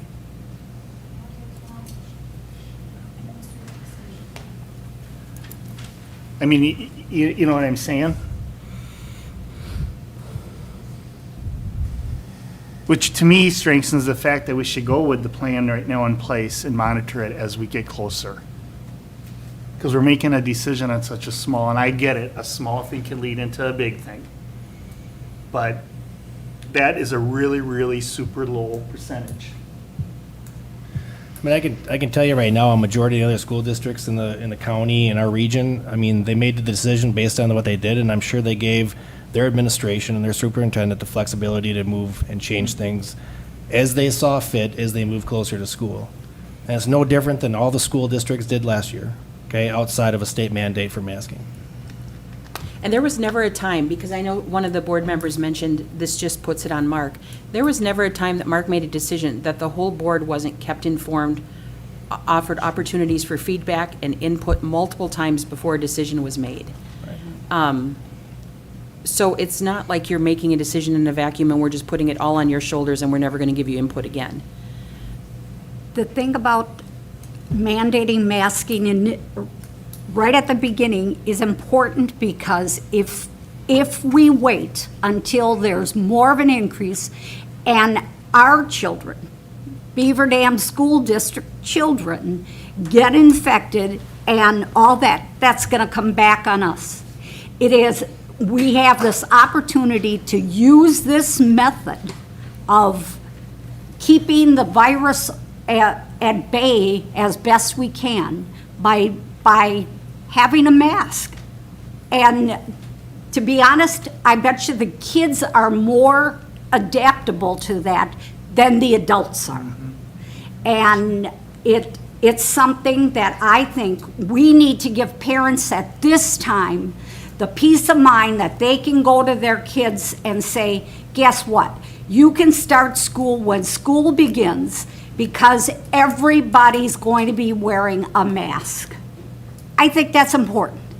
And if things progress and start trending downwards instead of upwards the way it is, then we adjust. But to begin with, we give everybody that peace of mind. I just think forecasting it, it's going up. I mean, the chances of us having to mandate masks before school starts is pretty high. How many kids are we going to lose if we slow play it and say, let's see how it goes, make the decision later? I mean, I don't think any of us are taking away from Mark making whatever decision he needs. We're just issuing a guidance right now to allow parents time to plan on if masks are mandated or not. I mean, I fully believe that 2 weeks from now, this conversation is going to be a moot point, because the track is going upwards, it's not going downwards. And, you know, we're arguing about this for 2 weeks from now. Most likely, he's going to make the decision to say, yeah, we're going to do masks. There's a good chance. Yeah, and that could very well be true. And at this point, I mean, I'm totally letting Mark make that decision. I mean, he's made the decision all last year based on transmission, based on trigger points. I totally rely on him to make those same decisions this year, same trigger points. We navigated the pandemic very well last year, all right? Did we have issues and problems? Yes. Was it perfect? Yeah, it was not perfect. Is this year going to be perfect? No.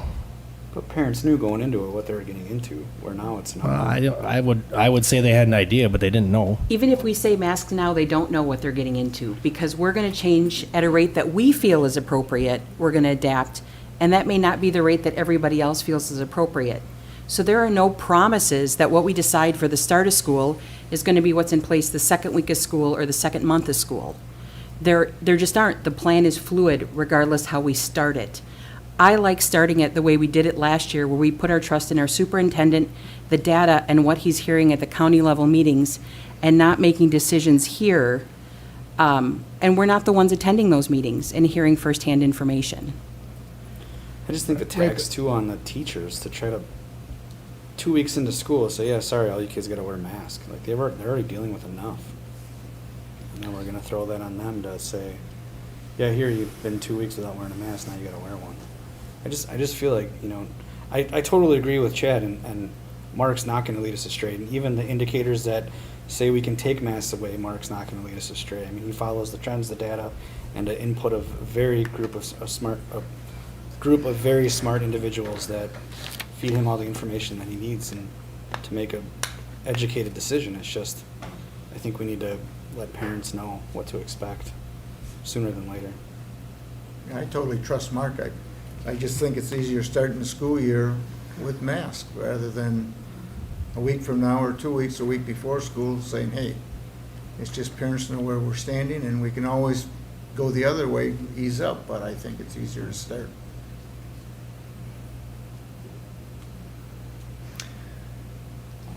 Great discussion though, everyone. I think if nobody's going to change their mind one way or another, we're not going to solve this tonight.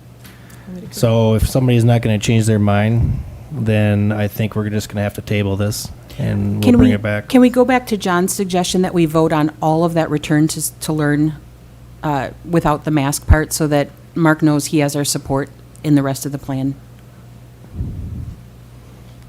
We can do that. I mean, my guess would be that a majority of the board probably is fine with the rest of the plan. How would it work if we just leave the masking out then? What are you suggesting? Just that we approve the return to learn plan without stipulating masking at this point. And that we can't vote on it if it's a tie. We can't vote either way. So, The only thing I want to point out though is that, so we table this tonight, okay? Let's say we come back next week or we come back the week later. We're not doing anything different than what Mark is already going to do, right? He's going to look at the data points. He's going to make a decision, okay, based on people starting school, mass or not mass, all right? You as a board want to take another week or 2 weeks to look at the data, all right, and make that decision, okay? It's no different. You're either making the decision or Mark is making the decision. I feel like that's an argument for making the decision now. I would like to, yes. Mandating masks. Yeah, a week from now, Mark might say recommended. and then As the we would numbers keep be, going. we would still be doing the return to learn plan by following the countywide data and recommendations. But actually, the county recommendation is for masking. They're just not going forward and saying mandating it. But we're But their recommending. recommendation is for masking. So we, as a school district, should go the step further and mandate it. So we got a lot of administrators over there. Do you guys have any input? Hate to Oh, put no, you we on the don't do spot. that here, Tony. No, can't? Never mind. Not fair. No, so, unless somebody's gonna change their mind, we're just gonna call it a 4x4. We're gonna table the discussion for a later date. Unless somebody wants to make a motion to approve the plan, outside of, masking. What you said is right. It's, we had no other discussion points on the rest of the plan, so All right, so with that being said, somebody want to make a motion for the rest I of the make a plan? motion that we approve the return to learn plan without making a decision on the masking updates. Motion, anybody with a second? Second. Okay, we have a motion and a second to approve the return to school plan with the exception of masking. All in favor, say aye. Aye. All those not, same sign. Okay, we have one no, so the motion moves forward. So the plan is approved minus masking. We will come back to masking at a future meeting. Thank you.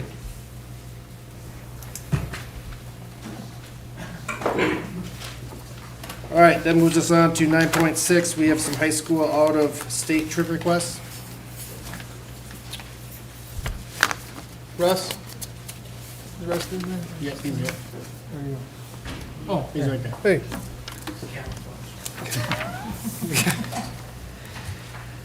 Good evening. We have a couple, one is I'm seeking an approval for, and the other two are for your information, that they're on the radar, but we would bring it back at a later date. But the one that I'm going to first talk about is the National FFA Convention. It's planned for October 26th through the 30th. This is a co-curricular organization. It links up with our agri-science department. And the national convention is a big to-do in Indianapolis. Obviously, last year, because of COVID, it was put on hold. They did alternative events for that. This year, they are bringing it back. We're looking at sending approximately 6 students in a district vehicle with their advisor. The approximate cost is about $150 per student. Some reasons why this is important for this group is that 2 former students will be earning their American degree on October 30th. That's Kylie Huff and Delaney Sen. So the chapter wants to be there to support their former chapter members. BDHS earned a gold for the National Chapter Award, and this was also sent on to nationals for judging. Of course, there's educational sessions and workshops, the largest student career fair in the United States. They're looking at a possible cave tour, They have a concert each year at the national convention, and of course, another big event is the rodeo. So this group is looking for approval to attend that national convention. I don't know, do we do that first before I go on to the other Yeah, ones? any questions about the trip? Subject to Correct. COVID. COVID. Subject to COVID, if Motion to there's any approve. applicable. Second. Restrictions, et cetera. Any other questions? Otherwise, I'll entertain a motion to So, approve the trip. just- I do have a question. Yep. If they can't hold that in person, for whatever reason, will it go virtual or will it not happen? That I cannot answer. And do you know, is that money refundable if they can't go, or is it I just would a imagine donation? if the national Yeah, FFA cancels will- it, we'd get our money back. Okay. I'll be good about that. It's a very small fee for these students. I think agree, the club it's cheap. automatically picks up some of the affiliation fees. Okay. Motion? There was motion and second, I Oh, think, already. sorry. I guess I wasn't listening. I think there We have was a there? motion. Yeah, no, we do. We do. We have a motion and a second then, so everybody in favor, aye. Aye. All those not, same sign. All right, trip is good. Thank you. The last two in your packet, if you received the packet, are two potential trips for our orchestra and our choir, which would happen over our spring break, so students would not miss school at that time. One of the trips for the orchestra would be to Memphis or New Orleans to experience the culture of Memphis and New Orleans, to receive instruction from university professor in Memphis and perform in the French Quarter of New Orleans. I said it a different way now. Cover all your bases. Yeah, number of students participating, 32 enrolled in orchestra. And the last orchestra trip, they had about 75% of those students go, so they're estimating around 25. It would be through motor coach transportation. The costs fluctuate based on the amount of students. The more students, the less costly it is because of capacity of sharing rooms and the busing and the seats available and stuff like that. Their option two would be, if that one doesn't work out, is to look at going to Nashville and kind of do the same types of things, but in Nashville, which is Music City, USA. Again, same amount of students projected, and the cost variables fluctuate based on the amount attending. It would be via motor coach. The last is the choir is looking at also doing a trip. They're looking at New York City to experience the culture of New York City, perform at Cathedral St. John the Divine, and attend a Broadway classroom workshop, along with sightseeing and a Broadway show. They're looking at up to 70 students via motor coach transportation. Again, the costs fluctuate based on the amount of participants. So again, these are just possible on your radar, not till spring. Probably have a better idea of how things are going in good time to approve something like this. Thank you. If you don't have any questions. Any other questions? I hope that everything goes smoothly, and I hope that those students Get to can go. Yep. anticipate going to those trips. I would agree. Thank you. Yeah. All right, recognitions. Anybody? I attended the new teacher breakfast this morning and was impressed with the welcome message, as always, and the amount of work that went into hiring this year's crew. And I know they're not done yet, but it was a joy to get to meet them and to hear the excitement about people joining our district. Good. Anything else? Turn it over to Mark. I would echo Joanne's sentiments. There's kind of this trinity of energy that comes together. You get the newbies, and you get all staff, and then you get the students. So it was the kickoff for that, and it was nice, and appreciate the newbies being there, and the buddies and the mentors and the administration. And then I also wanted to thank the administration for their team, for their work last week, their focus and commitment. I think the board will see that in the workshop next week. Some of the conversation and efforts and planning, and there's a lot of good things that are going to go on this year in our district. as always. And then I also wanted to thank a number of people, Dodge County Emergency Management, Dodge County Sheriff's Office representatives, Fire Department, Beaver Dam, Police Department from Beaver Dam, a lot of district staff, Waupun School District admin. Can't believe I just complimented or thanked Waupun. No, just kidding.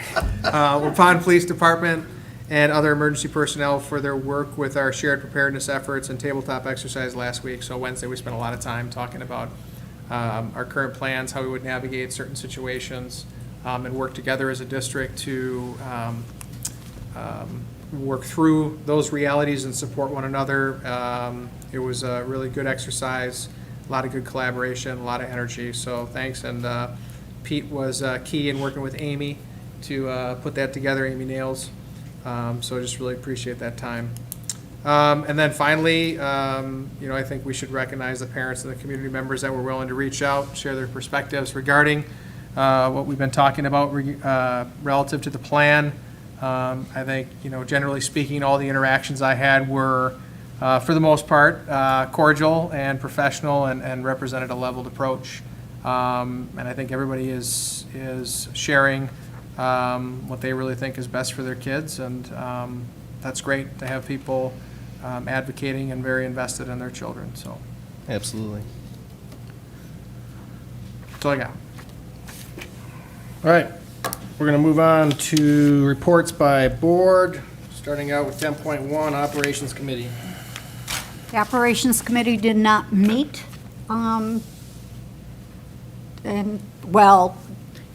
Just at the end of our workshop in July, we met briefly to nominate the committee chairperson.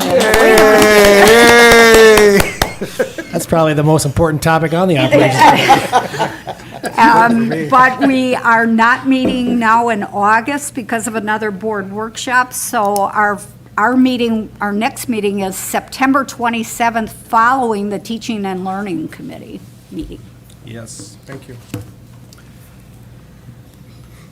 10.2, Teaching and Learning is... Our chair is not here, but I think those of us on that committee can report very similar to operations. We did not meet, and we will not meet this month.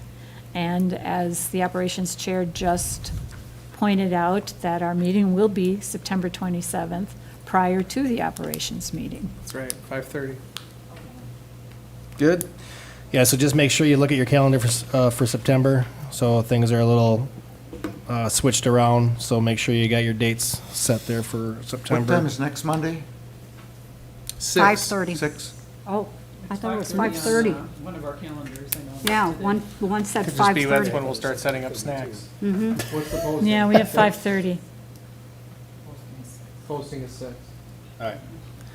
So 6 o'clock it'll be, and if there's a adjustment that needs to be done on the calendar, we'll make that happen. We'll be waiting and ready at 5:30, but we're starting at 6. And that's at the ESC? Yes, the IMC of the IMC of ESC. the ESC. Okay. We like 3-letter words.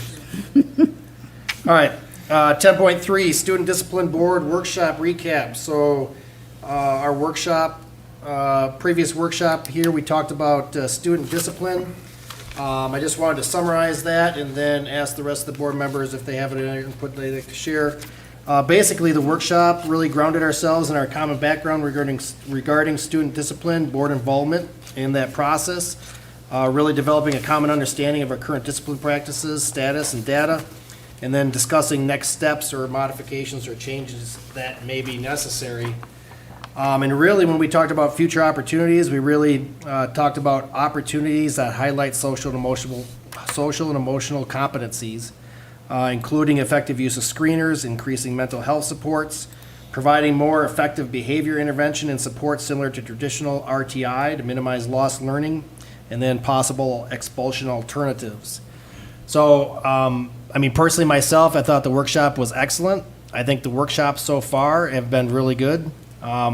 Really tackling some important concepts that not only give us additional information on what our current practices are and why we do those things, but also offer a conversation around modifications or alternatives based on what we believe is best for students. So, anybody else have any other input regarding that workshop? I'll add that I thought it was very well put together, and I think the engagement level of it is great, where it's not really just sitting and watching a presentation, it's interactive, and I was really impressed with the layout of the presentation. I really appreciate the work that was put into preparing the materials that were given to us. And I'm looking forward to the forward motion. Right. Yeah, going with what Tony said, we don't have a lot of opportunities to sit and have discussions about things. We hear presentations and reports, but I appreciate the workshop format where we do have the opportunity to discuss with our experts, with our admin, that the way we're doing things and, you know, what they think about that. That is their opportunity to have those says with us. We appreciate that. Yes. Anybody else? That's good. All right, 10.4, board engagement. I know Joanne talked about new teachers, so that was good. I know there's been several discussions with our TS steering team, and those discussions came into recommendations that we discussed tonight. Any other board engagement that anybody wants to bring forward? I just wanted to mention that we are in Region 10 of the WASB, and Region 10 has an election coming up for a representative from that district to be on the WASB board for 3 years, starting after the end of the school board convention in January. So if anybody is interested, they are to complete an application to be nominated for the position from Region 10 by September 11th. And I was going to nominate Gary, but he claims he's not interested. Nominating Mark. and it's not going to happen with either of us.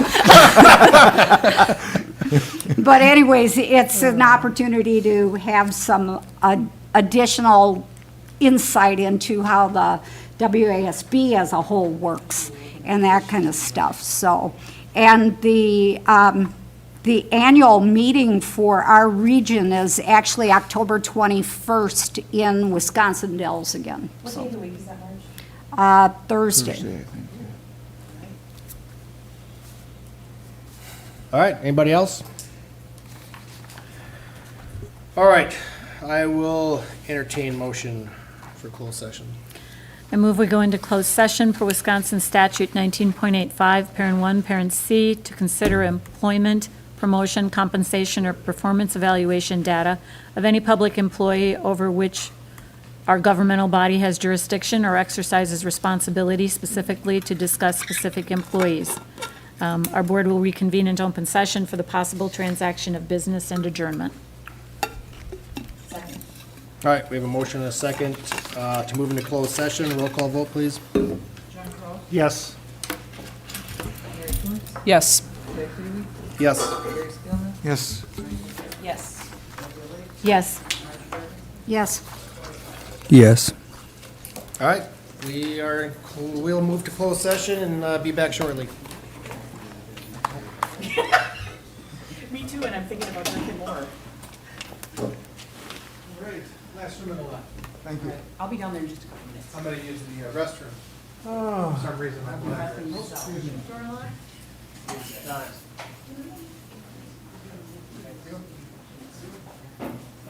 don't like when people are behind me, I can't see what they're, sticking their fingers up at us. They're doing it.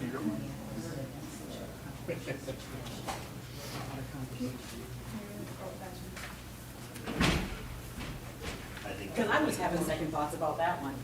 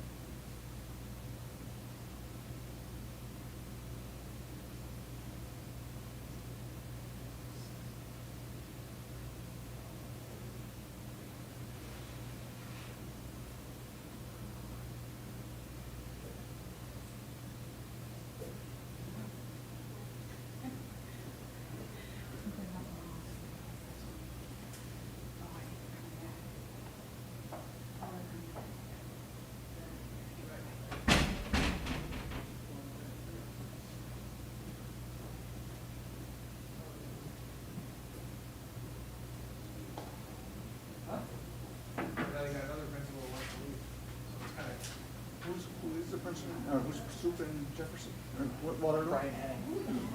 Whoops, no kidding, no kidding. All of a sudden, Lisa's chatty in a board meeting, we know there's a problem.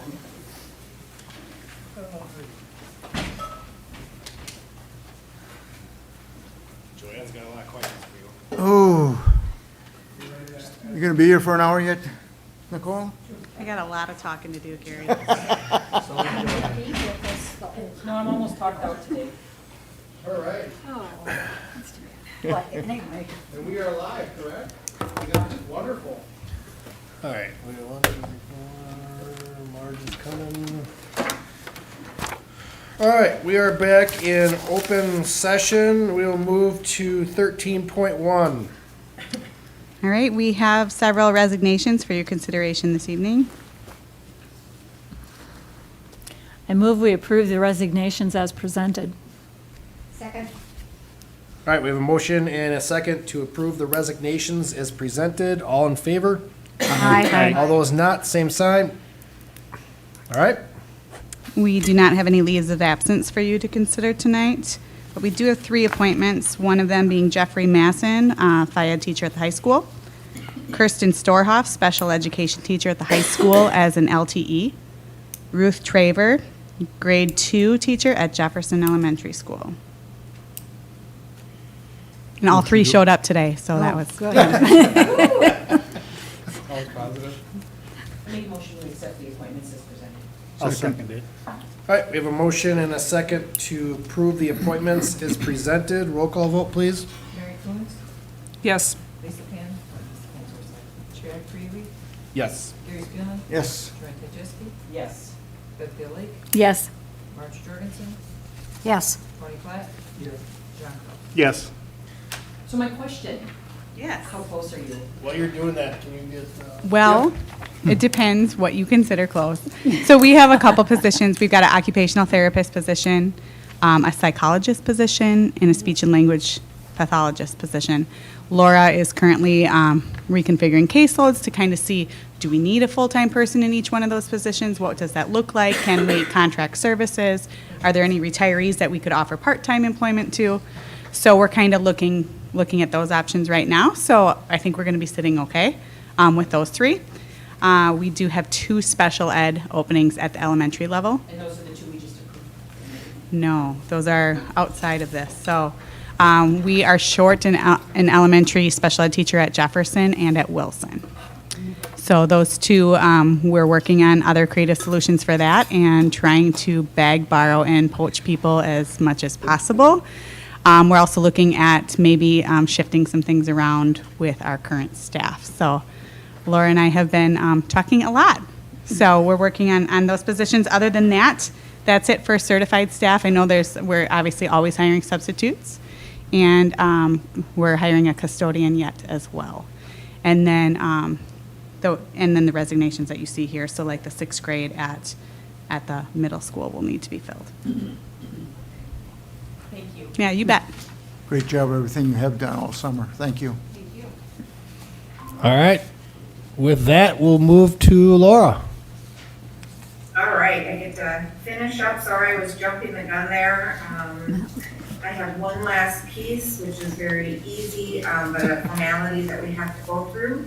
The Department of Public Instruction requires that we identify written policies and procedures that follow the federal laws, and that we have forms that are either adopted from what DPI provides to us, or that we create ourselves and get approved.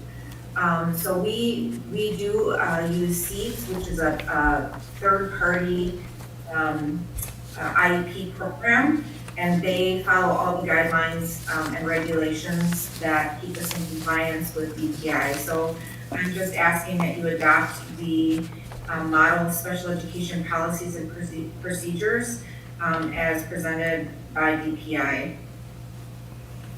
Any questions?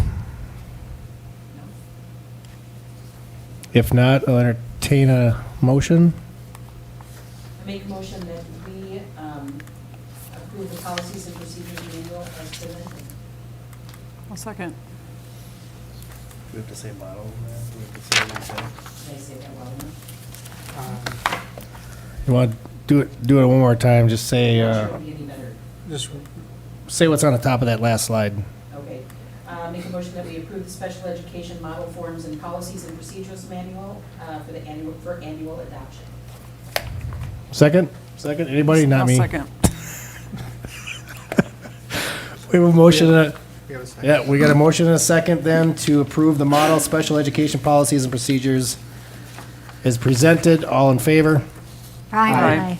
All those not, same sign. All right, Laura, thanks for hanging on with us. Oh, yeah, thank you. Good night. Good night. Night. All right, other business, 14.1. I move for payment and claims in the amount of $4,895,904.21. Second. Motion and a second to approve the payment of claims. Roll call vote, please. Jack Huey, Yes. Gary Spielman, Yes. Matt Majewski, Yes. Beth Bailey, Yes. Marge Jorgensen, Yes. Tony Platt, John Cross, Yes. Mary Coombs. Yes. All right. Motion for adjournment? Motion and a second? Second. Motion and a second for adjournment. All in favor? Aye. All those not, same sign. We are adjourned.